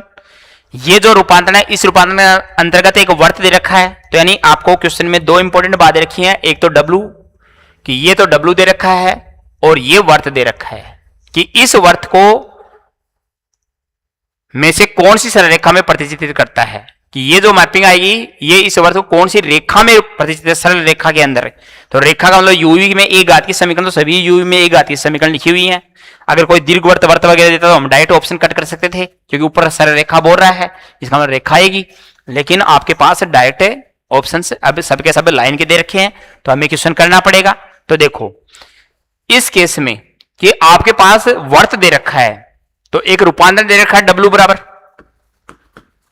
Question में एक तो W दे रखा है, W बराबर क्या दे रखा है, Z minus one upon z plus one, Z minus one upon z plus one. तो या तो आप क्या करो, इस जेड यू W की जगह U plus iota V put करो, Z की जगह X plus iota Y put करो, X की वैल्यू फाइंड कर लो, Y की वैल्यू फाइंड कर लो, X और Y की वैल्यू इसमें रखो, तो अपने आप ही आंसर यूवी में आ जाएगा। या आप क्या कर सकते हो, जब इस टाइप का दे रखा हो, वर्त यहां दिया हुआ है, दूसरा क्या दिया हुआ, वर्त दिया हुआ है, वर्त दिया हुआ x square plus y square equal to 1, वर्त ये दिया हुआ है। इस वर्त को मैं जेड में बढ़ा लूं, तो इसको अगर जेड में बढ़ा लूं तो हम जानते हैं, क्योंकि जेड बराबर होता है x plus iota y, x plus iota Y, तो मोड जेड बराबर क्या होता है, अंडर रूट रियल पार्ट का स्क्वायर प्लस इमेजिनरी पार्ट का स्क्वायर, ये होता है। तो इसको मैं क्या लिखता हूं, मोड जेड स्क्वायर लिख सकता हूं, इसको मैं क्या लिखता हूं, मोड जेड स्क्वायर लिख सकता हूं। तो mod z square equal to 1 आ जाएगा, और mod z square equal to 1 आ जाएगा, तो इसको मैं कहता हूं z into z bar, mod z square बराबर क्या था, जेड इंटू जेड बार, तो जेड इंटू जेड बार बराबर 1 आ गया। ये वर्त आ गया मेरे पास, कि जो वर्त मुझे दे रखा था उसको मैंने जेड में कन्वर्ट कर लिया। क्यों कन्वर्ट कर लिया जेड में, क्योंकि वहां से मैं डायरेक्टली जेड फाइंड कर सकता हूं, यहां से मैं डायरेक्टली जेड फाइंड कर सकता हूं, तो यहां से डायरेक्टली जेड फाइंड हो सकता है, तो यहां से डायरेक्टली जेड फाइंड करेंगे, तो ये क्या बन जाएगा, डब्ल्यू जेड प्लस का डब्ल्यू equal to z minus one, z minus one. तो यहां से जेड आपको फाइंड करना है, तो जेड फाइंड करने के लिए इसको इधर लेकर आऊं, तो ये बन जाएगा W minus one into z, और ये क्या बन जाएगा आपके पास, जेड को मैं इधर ले आया, इसको मैं उधर ले जाऊं, तो माइनस का 1 प्लस डब्ल्यू, माइनस का 1 प्लस डब्ल्यू, तो यहां से जेड बराबर क्या जाएगा, 1 प्लस डब्ल्यू अपॉन, इसको मैं नीचे माइनस कर देता हूं, 1 माइनस डब्ल्यू, 1 माइनस डब्ल्यू, तो वो माइनस ऊपर है तो डब्ल्यू माइनस 1 आएगा, डब्ल्यू माइनस 1 आएगा तो माइनस से मल्टीप्लाई होगी क्या जाएगा, 1 माइनस डब्ल्यू हो जाएगा। तो ये आपके पास जेड बन गया, ये आपके पास जेड बन गया। अब ये रख दूं मैं इसमें, कि जेड और जेड बार रख दूं, जेड और जेड बार में रखूं, तो यहां इसके अंदर रखेंगे, तो जेड की वैल्यू क्या है, 1 प्लस डब्ल्यू अपॉन 1 माइनस डब्ल्यू इंटू जेड बार की वैल्यू, जेड बार का मतलब इसका बार करूंगा तो अलग अलग बार, तो 1 प्लस डब्ल्यू बार अपॉन 1 माइनस डब्ल्यू बार इक्वल टू क्या हो जाएगा, 1 हो जाएगा, इक्वल टू क्या हो जाएगा, 1 हो जाएगा। तो यहां से देखो इनको मल्टीप्लाई करोगे, तो इनको मल्टीप्लाई करोगे तो ये क्या जाएगा, 1 प्लस डब्ल्यू इंटू 1 प्लस डब्ल्यू बार इक्वल टू 1 से मल्टीप्लाई करोगे तो इधर क्या जाएगा, 1 माइनस डब्ल्यू इंटू 1 माइनस डब्ल्यू बार, तो यहां से इसको मल्टीप्लाई करोगे तो 1 को 1 से प्लस का W इंटू डब्ल्यू बार, W इंटू डब्ल्यू बार प्लस का W बार, ये बनेगा। इधर इनको मल्टीप्लाई करोगे तो इनको मल्टीप्लाई करोगे तो क्या जाएगा, 1 को 1 से किया, W को W बार से करेंगे तो प्लस का W इंटू डब्ल्यू बार माइनस का W माइनस का W बार। तो देखो 1 से 1 कैंसिल हो जाएगा, W से W बार कैंसिल हो जाएगा, यानी आपके पास क्या हो जाएगा, ये कैंसिल हो जाएगा, W बार से W बार कैंसिल हो जाएगा, 1 से 1 कैंसिल हो जाएगा, उसको इधर लेके आओगे तो ये आ जाएगा 2 times W plus W bar equal to 0, और 2 times W plus W bar, क्योंकि Z प्लस Z बार होता है 2 टाइम्स रियल पार्ट ऑफ, तो इसको क्या लिखता हूं मैं, 2 times real part of W, 2 times real part of W बराबर 0, और ये 2 इंटू 2 4, और W का रियल पार्ट कौन होता है, U, क्योंकि W बराबर होता है U प्लस आइटा V, तो रियल पार्ट हो गया U, तो 4U बराबर 0, और 4U बराबर 0 का मतलब U बराबर 0, तो किसके ऊपर मैप होगा, U इक्वल टू 0 के ऊपर मैप होगा, U इक्वल टू 0 के ऊपर मैप होगा।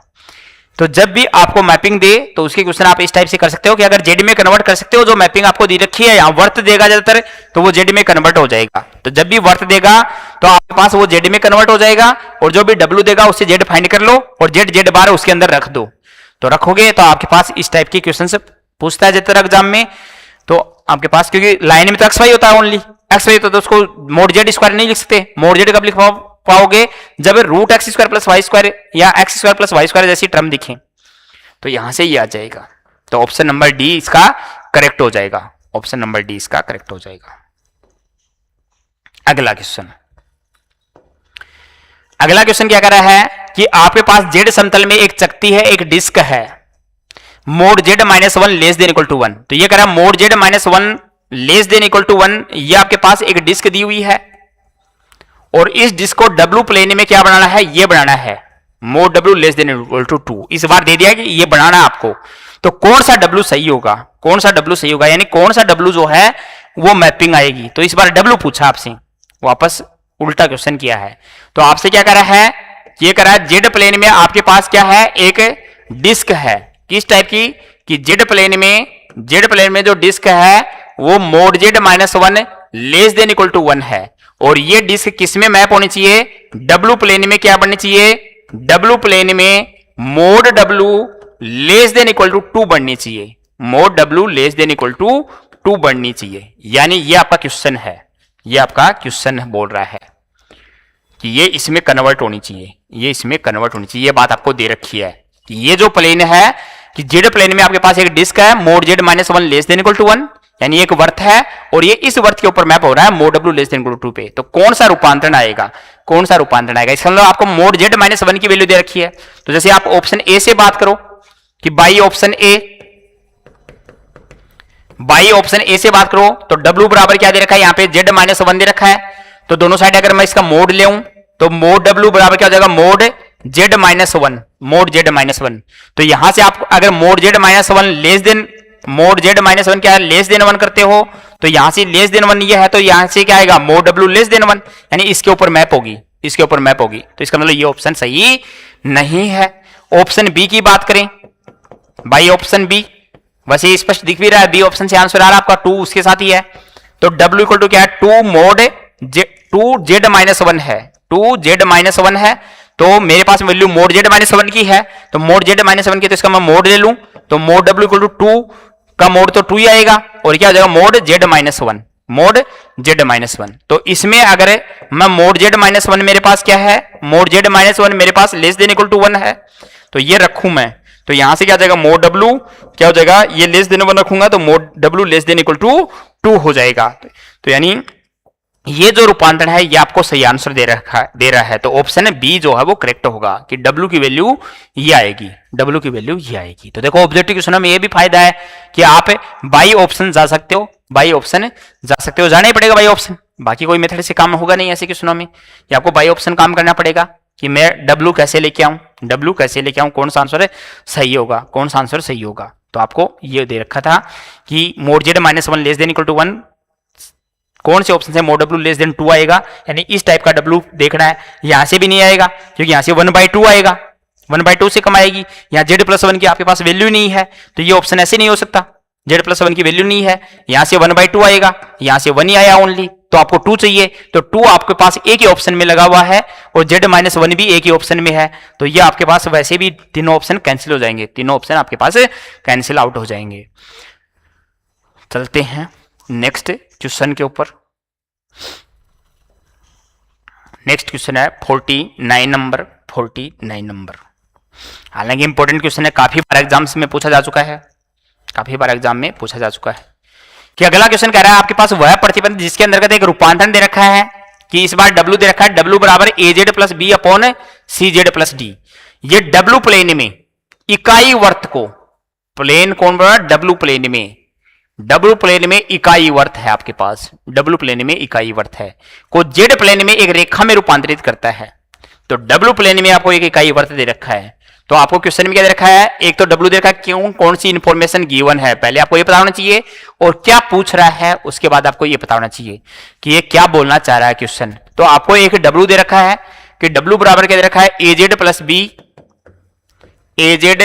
B upon c z plus D, c z plus D, ये आपको W दिया हुआ है। और फिर क्या कर रहा है, ये तो रूपांतरण आपके पास, ये तो आपके पास एक ट्रांसफॉर्मेशन दे रखा है, इस रूपांतरण के अंतर्गत आपको काम करना है, इस रूपांतरण के अंदर आपको काम करना है। फिर क्या कर रहा है, W प्लेन में क्या कर रहा है, W प्लेन में क्या आपके पास इकाई वर्त है, यूनिट सर्किल है, तो W प्लेन में इकाई वर्त क्या होगा, W प्लेन में इकाई वर्त का मतलब है, इकाई वर्त का मतलब है कि इसका मतलब क्या हो गया, मोड W बराबर 1, कि मोड W की वैल्यू दे रखी है कि मोड W जो है उसकी वैल्यू 1 है। इकाई वर्त का मतलब यह है कि जिसका सेंटर 0 हो और त्रिज्या 1 इकाई हो। तो वर्त का समीकरण कॉम्प्लेक्स होता है। जेड प्लेन में बात करते हैं मोड Z बराबर 1 अगर त्रिज्या 1 है, W प्लेन में बात करते हैं तो मोड W बराबर 1 सेंटर 0 है। तो वर्त का समीकरण मैंने ये बताया था कि वर्त का जो समीकरण होता है वो आपके पास जेड प्लेन में क्या होता है, वर्त का समीकरण, वर्त का समीकरण किसके अंदर, जेड प्लेन में, जेड प्लेन में जो होता है वो होता है mod z minus Z zero बराबर आर, जहां जेड जीरो तो क्या कहलाता है, इसका सेंटर कहलाता है, जेड जीरो तो क्या होता है, इसका सेंटर होता है, और आर क्या होता है, इसकी रेडियस होती है, आर क्या होती है, इसकी रेडियस होती है। तो ये बात की थी हमने कि वर्त का समीकरण इस टाइप का होता है। तो डब्ल्यू प्लेन में क्या है, आपको इकाई वर्त लेना है, नहीं आर बराबर तो 1 लेना है और सेंटर 0 लेना है। इकाई वर्त का मतलब ये होता है उसका सेंटर 0 होता है। तो क्या बन जाएगा, डब्ल्यू माइनस डब्ल्यू प्लेन में बात करो, डब्ल्यू माइनस डब्ल्यू जीरो बराबर आर, तो आर का मान तो 1 हो गया, डब्ल्यू जीरो 0 हो गया, तो मोड डब्ल्यू बराबर है 1, आपके पास क्या हो गया, एक वर्त हो गया। तो ये आपके पास एक वर्त है।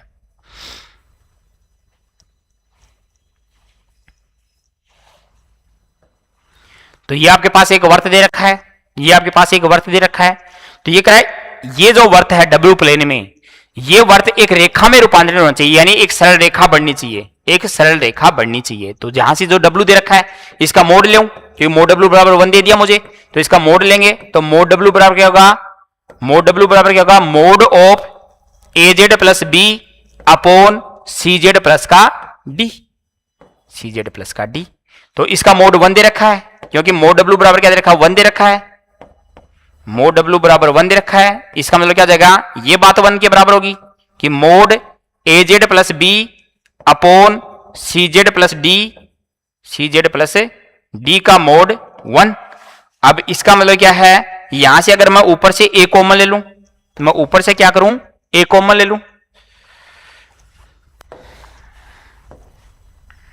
और नीचे से सी कॉमन ले लूं और उसको मोड के बाहर ले लूं, तो मोड ए बाई सी बाहर ले लूं, तो मोड के अंदर क्या बचेगा, z plus b upon a upon z plus d upon c equal to 1, equal to 1। अब ये कह रहा है कि ये आपके पास एक रेखा बननी चाहिए।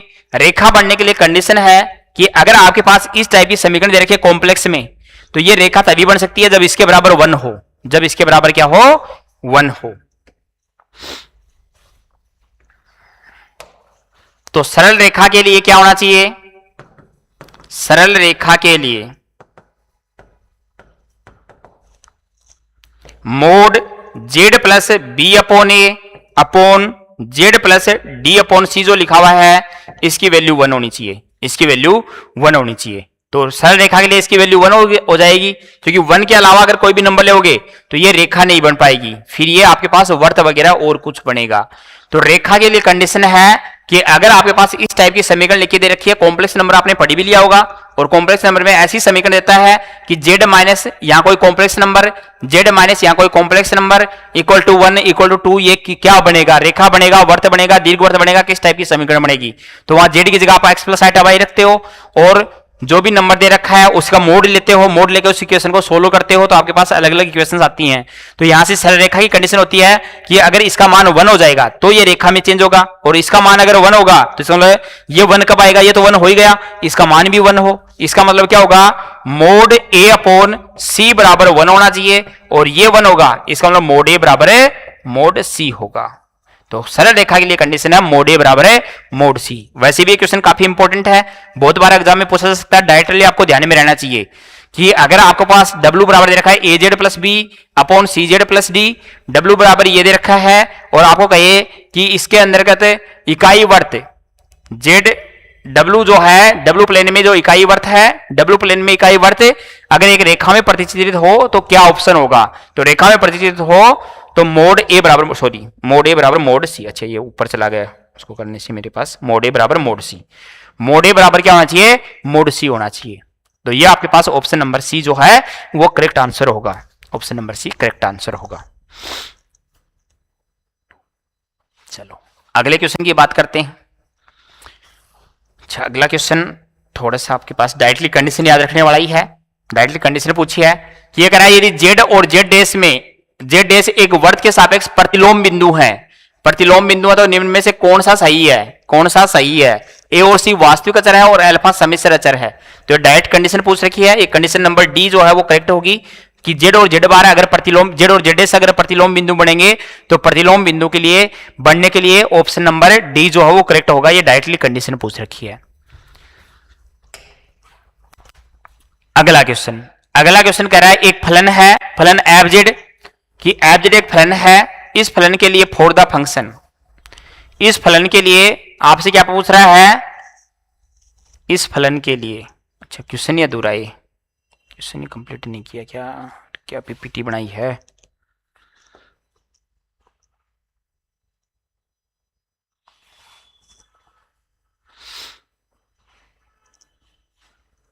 चलो देखते हैं ये तो सत्य है या असत्य है।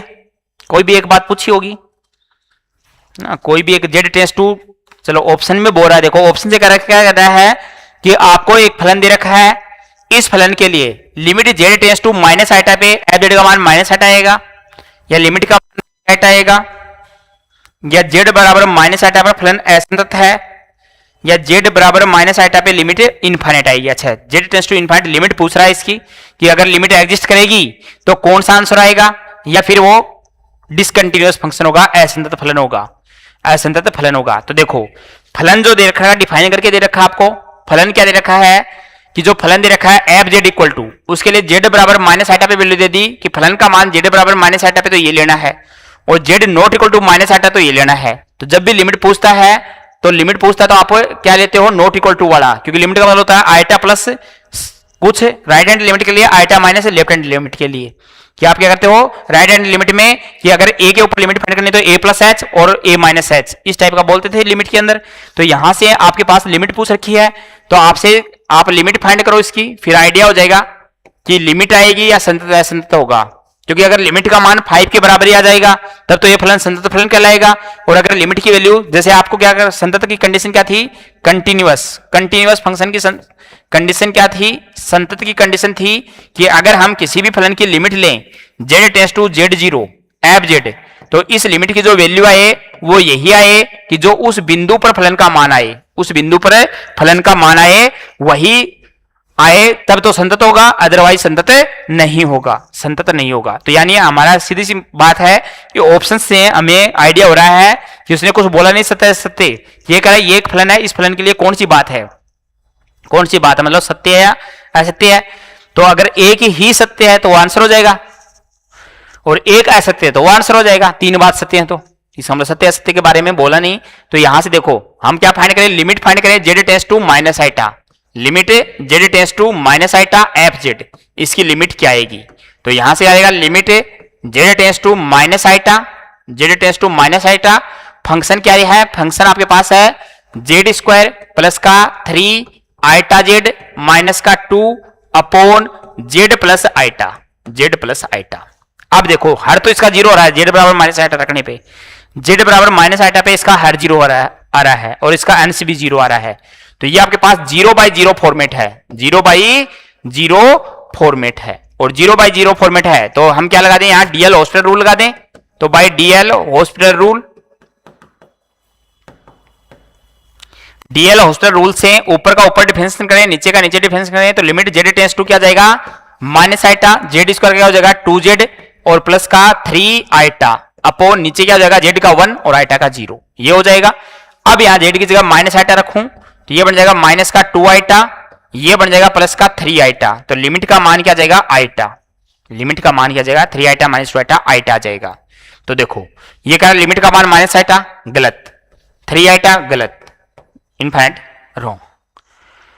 तो यहां से वैसे भी आपको दिख रहा है कि लिमिट का मान आइटा आया, और यहां आइटा के ऊपर वैल्यू क्या दे रखी है? माइनस आइटा के ऊपर वैल्यू क्या दे रखी है? 5 दे रखी है। तो ये कंडीशन लागू नहीं हो रही कि जिस पॉइंट के ऊपर लिमिट निकालो उस पॉइंट पर फंक्शन का मान सेम नहीं आ रहा, लिमिट का मान सेम नहीं आ रहा। तो यहां से हम ये कहते हैं limit z tends to minus iota f iota की जो वैल्यू है f z, limit z tends to minus iota f z की जो वैल्यू है वो इक्वल नहीं है किसके ऊपर? एफ ऑफ माइनस आइटा के ऊपर, क्योंकि एफ ऑफ माइनस आइटा का मान 5 है।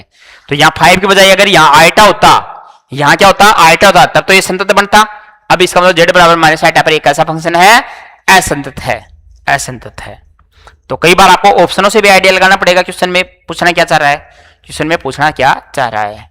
तो ये आपके पास ऑप्शन नंबर सी जो है वो करेक्ट होगा। अगला क्वेश्चन,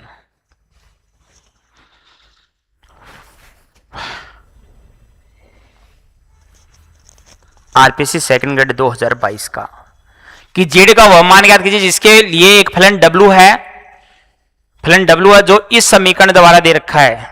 तो दे रखा जेड आपको, दे रखा जेड आपको क्वेश्चन में कि क्या कर रहा है, जेड का वह मान, जेड का वह मान बताइए जिसके लिए फलन डब्ल्यू, जिसके लिए फलन डब्ल्यू विश्लेषिक नहीं है, विश्लेषिक नहीं है, और वैल्यू किसकी दे रखी है, जेड की दे रखी है। और बात किसके बारे में पूछ रहा है, डब्ल्यू के बारे में, डब्ल्यू के बारे में।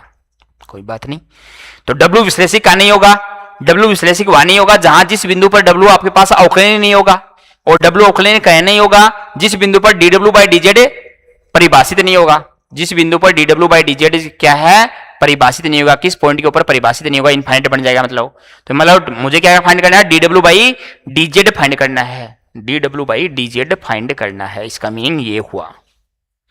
कोई बात नहीं, दे रखा जेड है आपको, दे रखा जेड है। तो जेड इक्वल टू ऐसे क्वेश्चन कर रखे हमने, जेड देके ए की पावर माइनस वी माइनस का cos u plus iota sine u, plus iota sine u, ये दे रखा है।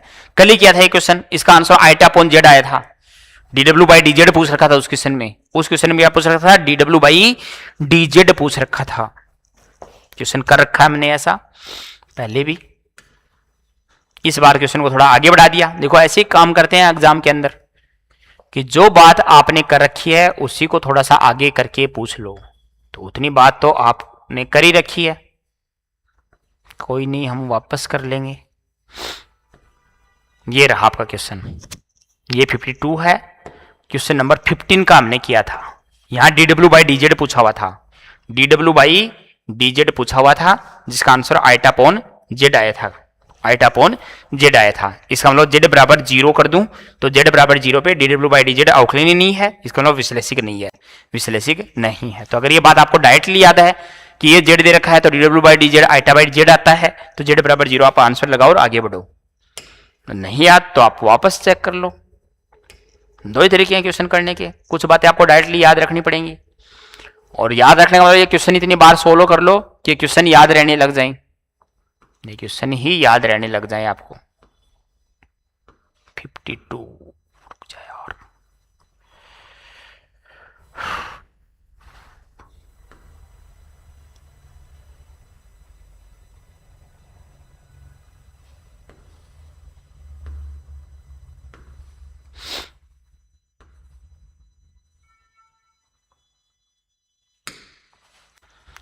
तो देखो ये जेड दिया हुआ है, ये जेड दिया हुआ है, तो जेड देके हमें क्या पूछे, डी डब्ल्यू बाई डी जेड के बारे में पूछे, तो भी हम क्या फाइंड करेंगे, डी जेड बाई डी डब्ल्यू फाइंड कर लेंगे। तो डी जेड बाई डी डब्ल्यू का फॉर्मूला क्या था हमारे पास, del z by del u, डब्ल्यू दे इसका मतलब डब्ल्यू का मतलब यू, तो डी जेड बाई डी डब्ल्यू पूछे तो आपके पास ये होगा, और डी डब्ल्यू बाई डी जेड पूछे तो डेल डब्ल्यू बाई डेल एक्स था, फिर जेड में एक्स आएगा तो डब्ल्यू में यू प्लस आइटा भी आता है, तो ऐसे याद रखना यू के रेस्पेक्ट में आंशिक अवकलन कर दें हम जेड का, तो जेड का केवल यू के रेस्पेक्ट में आंशिक अवकलन कर दें तो हमारे पास क्या आ जाएगा, डी जेड बाई डी डब्ल्यू आ जाएगा।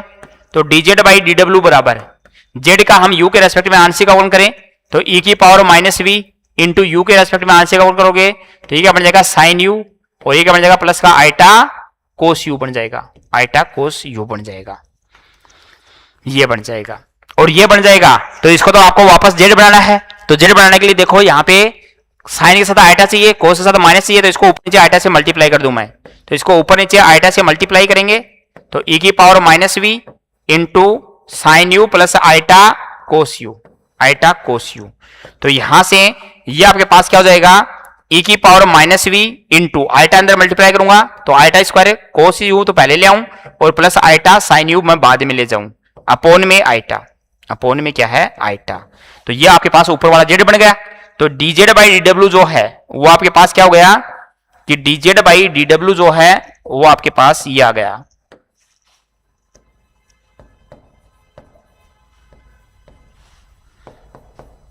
तो dw by dz by dw आपके पास क्या आ गया, z अपॉन आइट आ गया, z अपॉन आइट आ गया। तो इसको dw बाई dz बनाऊं तो dw बाई dz बनाएंगे तो इसको उल्टा कर देंगे, आइट अपॉन z आ जाएगा, आइट अपॉन z आ जाएगा।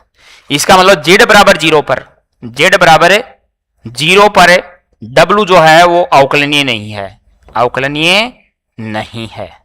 और इस पर अवकलनीय नहीं है, इसका मतलब z बराबर 0 पर w जो है वो विश्लेषिक नहीं होगा, z बराबर 0 पर w जो है वो विश्लेषिक नहीं होगा।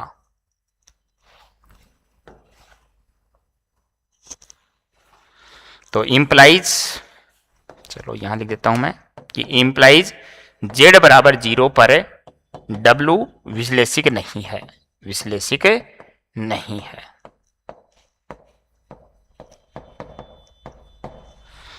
तो z बराबर 0 पर आपका w विश्लेषिक नहीं होगा। तो अब क्वेश्चन देखिए, आपको dw बाई dz याद आ जाना चाहिए, dw by dz iota upon z होता है इस फंक्शन के लिए। तो z बराबर 0 पर यह विश्लेषिक नहीं है, विश्लेषिक नहीं है, क्योंकि क्वेश्चन हम यहां भी 2 बार कर चुके, 1-2 बार हम क्लासरूम में कर चुके, 1-2 बार आप खुद करोगे, कभी टेस्ट में आएगा, कभी पीडीएफ में सोल्व करोगे।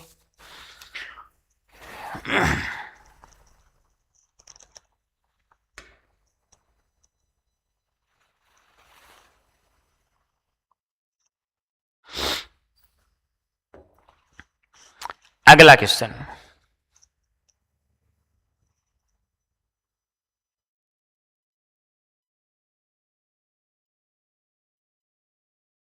अगला क्वेश्चन कर रहा है कि u equal to x square minus y square दे रखा है, v equal to minus y upon x square plus y square दे रखा है। निम्न में से कौन सा कथन सही नहीं है कि u minus iota v z का एक विश्लेषिक फलन है, माइनस आइटा v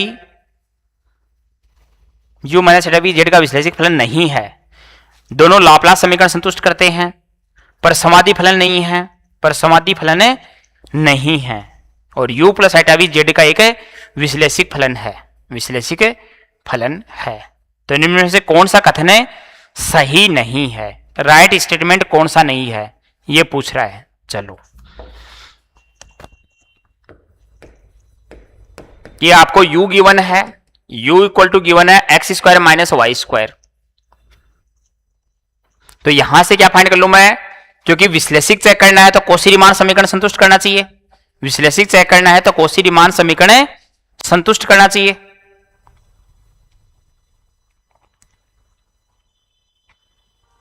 अगर कौशी-रीमान समीकरण संतुष्ट कर देगा तो विश्लेषिक फलन हो जाएगा, और अगर नहीं करेगा तो विश्लेषिक फलन नहीं है, विश्लेषिक फलन नहीं है।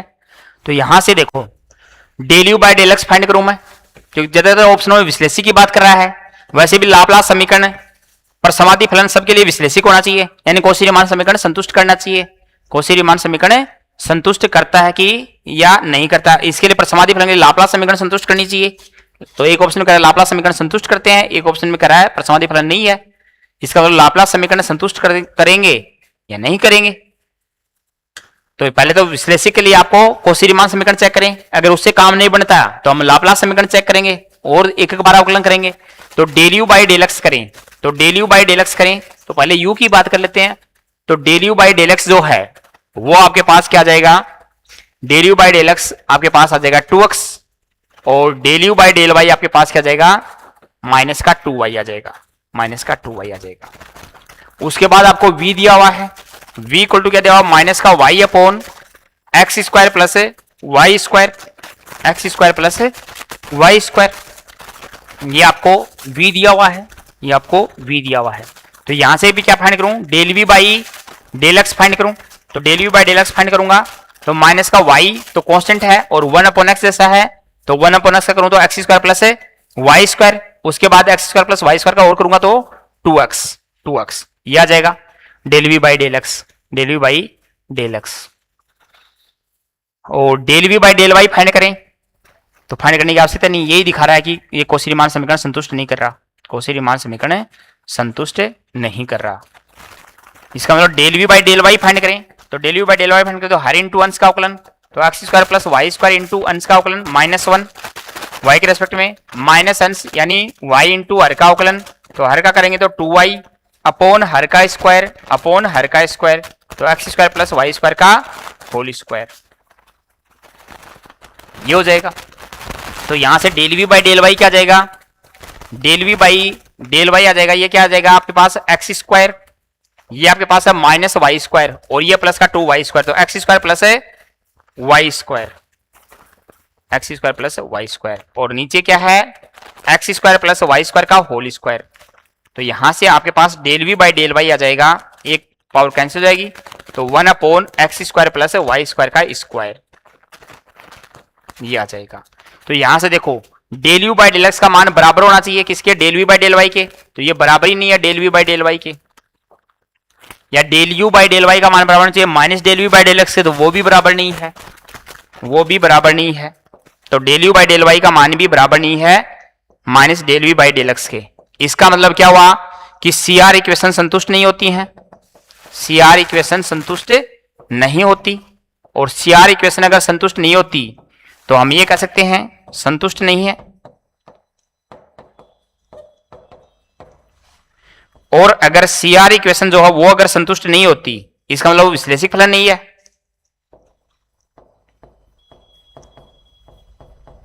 विश्लेषिक फलन बोला एफ जेड, एफ जेड बराबर क्या होता है u plus iota v, u plus iota v होता है, तो यू प्लस आइटा वी विश्लेषिक फलन नहीं है।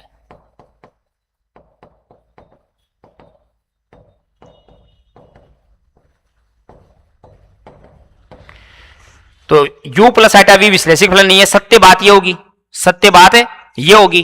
तो देखो ये करा है कथन सही नहीं है, सही नहीं है, तो ये देखो डी ऑप्शन क्या करा है u प्लस आइटा वी विश्लेषिक फलन है, जबकि ये विश्लेषिक फलन नहीं आया, विश्लेषिक फलन नहीं आया, तो यहीं से हमें पता चल गया कि ये बात करेक्ट नहीं है, ये बात करेक्ट नहीं है। तो बाकी ऑप्शन से आपको चेक करने की जरूरत नहीं है, इसका मतलब बाकी ऑप्शन क्या है सबके सब सही है कि u माइनस आइटा वी विश्लेषिक फलन नहीं है, कि इसका संयुग्मी बोल रहा है, इसका संयुग्मी बोल रहा है, तो आपके पास विश्लेषिक फलन नहीं है, ये बात सही है। लाप्लास समीकरण को संतुष्ट करते हैं क्योंकि u भी दिख रहा है आपको u, तो कि ये दो बार आप करेंगे प्लस का 2 आएगा, ये माइनस का 2 आएगा, लाप्लास समीकरण को संतुष्ट कर रहा है, तो ये बात भी सही है, ये बात भी सही है। u तो आपके पास सही है लेकिन परसमाधि फलन नहीं है, परसमाधि फलन होने के लिए आपके पास सी आर इक्वेशन संतुष्ट होनी चाहिए, तो ये आपके पास परसमाधि फलन नहीं है, परसमाधि फलन भी नहीं है। चलो चलते हैं नेक्स्ट क्वेश्चन के ऊपर। अगला क्वेश्चन वापस रिपीटेड क्वेश्चन, हम काम कर चुके, कल ही काम किया था, इसका ऑप्शन नंबर बी आएगा। दो तरीकों से किया था, पहला ही क्वेश्चन था हमारे पास पीपीटी का, फर्स्ट क्वेश्चन था, तो इसका ऑप्शन नंबर बी आएगा। 55 नंबर, 55 नंबर में क्या कर रहा है, निम्न में से कौन सा कथन गलत है, कौन सा कथन गलत है। रॉन्ग स्टेटमेंट आपको चेक करना है, रॉन्ग स्टेटमेंट आपको चेक करना है। तो देखो ऑप्शन ए से चेक करें हम,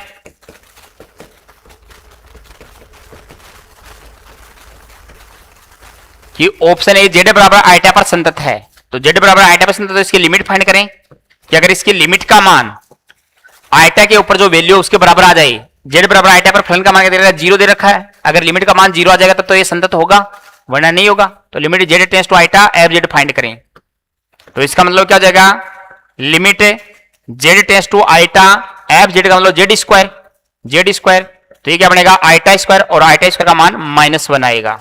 इसका मतलब ये हो गया कि आपके पास limit z tends to iota f z का मान जो है वो बराबर नहीं है जो फलन का मान आइटा के ऊपर है, क्योंकि फलन का मान आइटा के ऊपर क्या 0 है, तो लिमिट का मान सेम नहीं आया।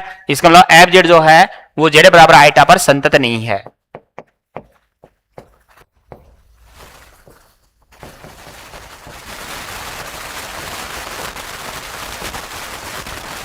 ये इसके ऊपर संतत नहीं है, तो option number A he incorrect हो गया। बाकी में कोई दिक्कत नहीं है क्योंकि एफ जेड बराबर mode z square, mode z square सर्वत्र संतत होता है, हमने चेक कर रखा है कि एफ जेड बराबर मोड जेड स्क्वायर सर्वत्र संतत है, लेकिन अवकलनीय केवल किसके ऊपर है, मूल बिंदु के ऊपर है, जेड बराबर 0 के ऊपर है अवकलनीय है, और कहीं भी विश्लेषिक नहीं है क्योंकि केवल ये एक पॉइंट के ऊपर अवकलनीय है। जबकि विश्लेषिक होने के लिए तो उसके नेबरहुड में भी क्या होना चाहिए, उसके नेबरहुड में भी अवकलनीय होना चाहिए, उसके नेबरहुड में भी अवकलनीय होना चाहिए। उसके बाद एफ जेड बराबर जेड की पावर एन, एन कोई भी पॉजिटिव इंटीजर लेओगे तो जेड की पावर एन हमेशा पॉजिटिव रहेगी, और पॉजिटिव रहेगी तो हमेशा सर्वत्र अवकलनीय फलन रहेगा। क्योंकि अपोन में जेड नहीं आना चाहिए कि एन नेगेटिव ले लो तो 1/z बन जाएगा। 1/z को z बराबर 0 पे ही प्रॉब्लम होनी स्टार्ट हो जाएगी, कि वो z बराबर 0 पर ही अवकलनीय नहीं होगा। तो ये सर्वत्र अवकलनीय है क्योंकि n belongs to z positive दे रखा है यहाँ पे, तो n belongs to z positive दे दे, fz बराबर z की पावर n दे तो सर्वत्र अवकलनीय है। क्योंकि कई बार इनके ऊपर ही क्वेश्चन पूछता है, ये ऑप्शन जो हमने बना रखे हैं, तो ये भी आपको थोड़े ध्यान में रखने हैं कि ये fz बराबर मोड z स्क्वायर सर्वत्र संतत है और केवल z बराबर 0 पर अवकलनीय है, केवल z बराबर 0 पर अवकलनीय है और कहीं भी विश्लेषिक नहीं है। fz बराबर मोड z स्क्वायर का अवकलज केवल मूल बिंदु पर विद्यमान है, ये बात भी आ गई वापस नीचे देखो, तो दोनों स्टेटमेंट को अलग अलग कर दिया, तो ये बात सही है। fz बराबर z की power n n belongs to z positive के लिए अवकलनीय है। तो कई बार ये क्वेश्चन पूछ लेता है कि fz बराबर z की पावर n अवकलनीय है, A option n belongs to z positive, n belongs to z negative, और भी 2-3 ऑप्शन और बना देगा, तो आपके पास n belongs to z positive पर ही ये सर्वत्र अवकलनीय है, सर्वत्र अवकलनीय है। तो जो बातें सही हैं वो यहां से डायरेक्टली आपको ध्यान रख लेनी है। तो ये क्वेश्चन इसलिए भी इंपॉर्टेंट है, ये जरूरी नहीं है आंसर ही लगा लिया बस, इसलिए इंपॉर्टेंट बात है, इसलिए इंपॉर्टेंट बात है।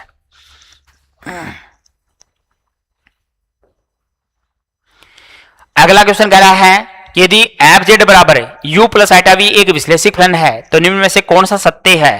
तो अगर कोई फलन विश्लेषिक फलन है इसका मतलब वो CR इक्वेशन को संतुष्ट करेगा, जो भी विश्लेषिक फलन होता है वो हमेशा किसको संतुष्ट करेगा, कौशी-रीमान समीकरण को संतुष्ट करेगा। और अगर कौशी-रीमान समीकरण को संतुष्ट नहीं कर रहा है इसका मतलब वो फलन क्या है, विश्लेषिक नहीं है, विश्लेषिक नहीं है। तो यहां से कौशी-रीमान समीकरण को संतुष्ट करवा के देखते हैं कि कौशी-रीमान समीकरण आपके पास ध्रुवीय रूप में लिखी हुई है, ध्रुवीय रूप में लिखी हुई है। तो कल ही बात की थी हमने कौशी-रीमान समीकरण की ध्रुवीय रूप में, कि ध्रुवीय रूप में आपके पास del u by del x होता है, तो del u by del x बराबर क्या होता है, del v by del y होता है। तो x को डेल r से रिप्लेस करते हैं, y को r डेल थीटा से रिप्लेस करते हैं। तो जो ऑप्शन नंबर आपके पास है, अच्छा इनमें तो माइनस लिखा हुआ है तो ये तो ऑप्शन नहीं हो सकता सी और डी। तो कि आपके पास CR इक्वेशन क्या थी, कि मैंने कहा था आपको डायरेक्टली ध्रुवीय वाली ध्यान में नहीं रहेंगी, तो CR इक्वेशन कौन सी ध्यान में रखो, कार्तीय वाली, कि del u by del x का मान बराबर होता है, क्योंकि कार्तीय वाली क्वेश्चनों में ज्यादातर काम में लेते हो, del u by del y तथा del u by del v बराबर होता है माइनस का del v by del x, minus का del u by del x. तो इसमें डेल एक्स को तो रिप्लेस कर दो किससे, डेल r से, और डेल y को रिप्लेस कर दो किससे, r डेल थीटा से। तो यहां रिप्लेस करोगे तो ये क्या बन जाएगा, del u by del r, del u by del r equal to 1/r del v by del theta, ऐसे भी लिख सकते हो, डेल y बराबर r डेल थीटा। तो ये आपके पास देखो ऑप्शन नंबर ए में भी नहीं है del u by del r, केवल ऑप्शन नंबर बी में है। तो एक ही क्वेश्चन से पता चल गया। दूसरी भी चेक कर लो, दूसरी के लिए del u by del y का मतलब del u by r del theta, del u by r del theta equal to minus del v by del x का मतलब del r, del v by del r। तो यहां से क्या आ जाएगा, del u by del theta equal to जो option बना रखा है वो बना रखा है del u by del theta equal to minus का r del v by del r, माइनस का r del v by del r। तो जो ऑप्शन नंबर बी है केवल इसमें ही करेक्ट लिख के दे रखा है, तो ऑप्शन नंबर बी जो है वो करेक्ट होगा, ऑप्शन नंबर बी करेक्ट होगा। उसके बाद अगला क्वेश्चन कह रहा है आपसे कि आपके पास एक फलन है ux y e की पावर x cos y, ये परसमादी फलन है, परसमादी है। तो इसका परसमादी संयुग्मी क्या होगा, इसका मतलब परसमादी फलन है तो ये भी लाप्लास समीकरण को संतुष्ट करता है, और जो ऑप्शन में दे रखा है वो भी क्या करेगा, लाप्लास समीकरण को संतुष्ट करेगा, और जो ऑप्शन इसके साथ कौशी-रीमान समीकरण संतुष्ट करेगा वो आंसर आएगा, जो इसके साथ कौशी-रीमान समीकरण संतुष्ट करेगा वो आंसर आएगा। तो देखो आपको क्वेश्चन में u दे रखा है, तो जब भी परसमादी पूछे, परसमादी संयुग्मी पूछे तो बस आपको केवल कौशी-रीमान समीकरण चेक कर लेना है। तो u इक्वल टू क्या दे रखा है, e की पावर x cos y, और उससे काम नहीं चले दो ऑप्शन बच जाए तो लाप्लास समीकरण और संतुष्ट कर देख लेना है कौन सा लाप्लास समीकरण संतुष्ट कर रहा है। तो यहां से del u by del x find करूं तो del u by del x क्या आएगा, e की पावर x cos y, और del u by del y find करूं तो del u by del y क्या आ जाएगा, माइनस e की power x sin y, minus e की पावर x sin y। तो जो ऑप्शनों में दे रखे हैं वो आपको v दे रखे हैं, इसका मतलब कि अगर यहाँ u दिया हुआ तो ऑप्शनों में v दिया हुआ आपको, तो ऑप्शनों में v दे रखा है। तो देखो del u by del x किसके बराबर होना चाहिए, del v by del y के बराबर होना चाहिए, del v by del y के बराबर होना चाहिए। तो जिससे del v by del y जो है वो e की पावर x cos y आ रहा है वो आंसर होगा, e की पावर x cos y आ रहा है वो आंसर होगा। तो देखो यहां से तो आएगा नहीं, ऑप्शन ए से तो e की पावर y cos x ही रहेगा, ई की पावर एक्स कोस एक्स ही रहेगा, कोस वाई आएगा नहीं, यहां से भी नहीं आएगा कोस वाई, और यहां से भी नहीं आएगा, क्योंकि वाई के रेस्पेक्ट में तो साइन वाई आएगा, साइन वाई आएगा। तो एक ही ऑप्शन बचा आपके पास, ऑप्शन नंबर बी, कि ऑप्शन नंबर बी से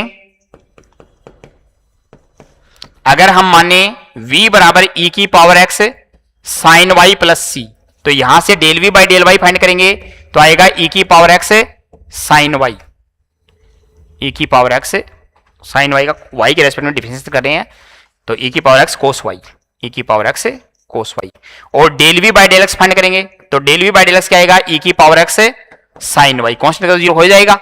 तो यही ऑप्शन है कि यहां से del u by del x का मान किसके बराबर है, del u by del x जो है वो आपके पास e की पावर x कोस वाई है, और del v by del y भी e की पावर x कोस वाई है। तो del u by del x का मान del v by del y के बराबर होना चाहिए कोशी रीमान समीकरण के लिए, तथा del u by del y का मान, del u by del y का मान किसके बराबर होना चाहिए, माइनस का del u by del x के बराबर होना चाहिए। तो देखो एक माइनस का ही अंतर होना चाहिए, बाकी सब कुछ सेम है, तो माइनस का अंतर है, तो ये माइनस का del u by del x के बराबर होगा। तो केवल ये ऑप्शन जो है वो आपके पास कोशी रीमान समीकरण संतुष्ट कर रहा है, तो इसका मतलब ये परसमाधि फलन है। तो इसका मतलब v बराबर e की पावर x कोस e की पावर x साइन y जो है वो परसमाधि फलन है। तो एक ही ऑप्शन में ऐसा था जिसने कोशी रीमान समीकरण संतुष्ट किया, बाकी सब फेल हो गए। और ऐसा क्वेश्चन इस बार भी सेकंड ग्रेड 2025 में पूछा था, परसमाधि फलन का केवल इतनी बात चेक करनी थी। तो ज्यादातर क्वेश्चन आपको 2015 में पूछ रखा है, पहले भी पूछे हुए हैं फर्स्ट ग्रेड में। वापस रिपीटेड क्वेश्चन कि अभी अभी बात की थी कि सरल रेखा में रूपांतरित होता है तो मोड ए बराबर मोड सी कंडीशन होनी चाहिए। फर्स्ट ग्रेड 2015 में पूछा है, फर्स्ट ग्रेड 2015 में पूछा है।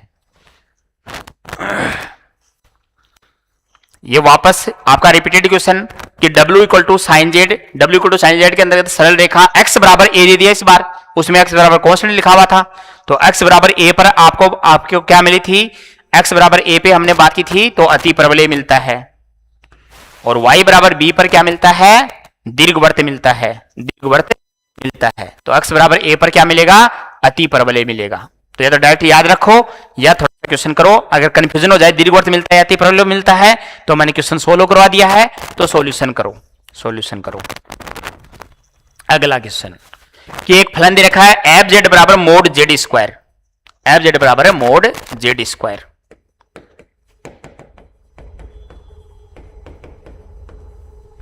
ये एक फंक्शन दिया हुआ है, तो ये कह रहा है ये जो फंक्शन है ये सभी बिंदुओं पर विश्लेषिक है, कहीं भी विश्लेषिक नहीं है, केवल z बराबर 0 पर विश्लेषिक है, केवल z बराबर 1 प्लस आइटा पर विश्लेषिक है। तो यानी विश्लेषिक की बात कराइए कि कहां कहां विश्लेषिक होगा।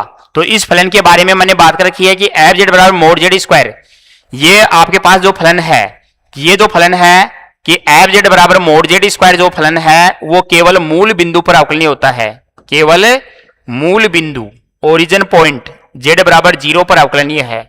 मूल बिंदु का मतलब है z बराबर 0 पर अवकलनीय है, इसके अलावा कहीं भी अवकलनीय नहीं है। तो केवल z बराबर 0 पर अवकलनीय है, लेकिन ये z बराबर 0 पर विश्लेषिक नहीं है। क्यों? क्योंकि z बराबर 0 पर विश्लेषिक कब होगा, जब z बराबर 0 पर अवकलनीय है तो उसके नेबरहुड में भी अवकलनीय होना चाहिए। तो जबकि ये फलन केवल z बराबर 0 पर अवकलनीय है, उसके अलावा उसके नेबरहुड में विश्लेषिक नहीं है। तो ये जो फलन है एफ जेड बराबर mode z square, mode z square z बराबर 0 के नेबरहुड में अवकलनीय नहीं है, नेबरहुड में अवकलनीय नहीं है, अवकलनीय नहीं है। और z बराबर 0 के नेबरहुड में अगर अवकलनीय नहीं है तो ये z बराबर 0 पर विश्लेषिक नहीं है, तो ये z बराबर 0 पर विश्लेषिक नहीं है, तो ये z बराबर 0 पर विश्लेषिक नहीं होगा, विश्लेषिक नहीं है। और बाकी जगह तो अवकलनीय है ही नहीं, तो ये कहीं भी विश्लेषिक नहीं है। अतः एफ जेड बराबर मोड जेड स्क्वायर जो है वो कहीं भी विश्लेषिक नहीं है, कहीं भी विश्लेषिक नहीं, क्योंकि z बराबर 0 पर हो सकता था क्योंकि अवकलनीय केवल वहां था, लेकिन उसके नेबरहुड में अवकलनीय नहीं मिला, तो ये कहीं भी विश्लेषिक नहीं है। तो इसका जो राइट ऑप्शन होगा वो कहीं भी विश्लेषिक नहीं होगा। आपकी सीट में लगा हुआ केवल z बराबर 0 पर विश्लेषिक, जो बात गलत है कि ये ऑप्शन गलत लिखा हुआ है, वहां सीट में सी की जगह बी कर लेना।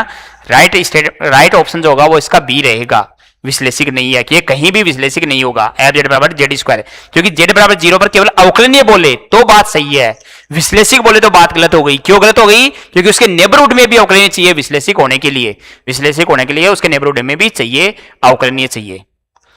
तो आज के लिए इतना ही।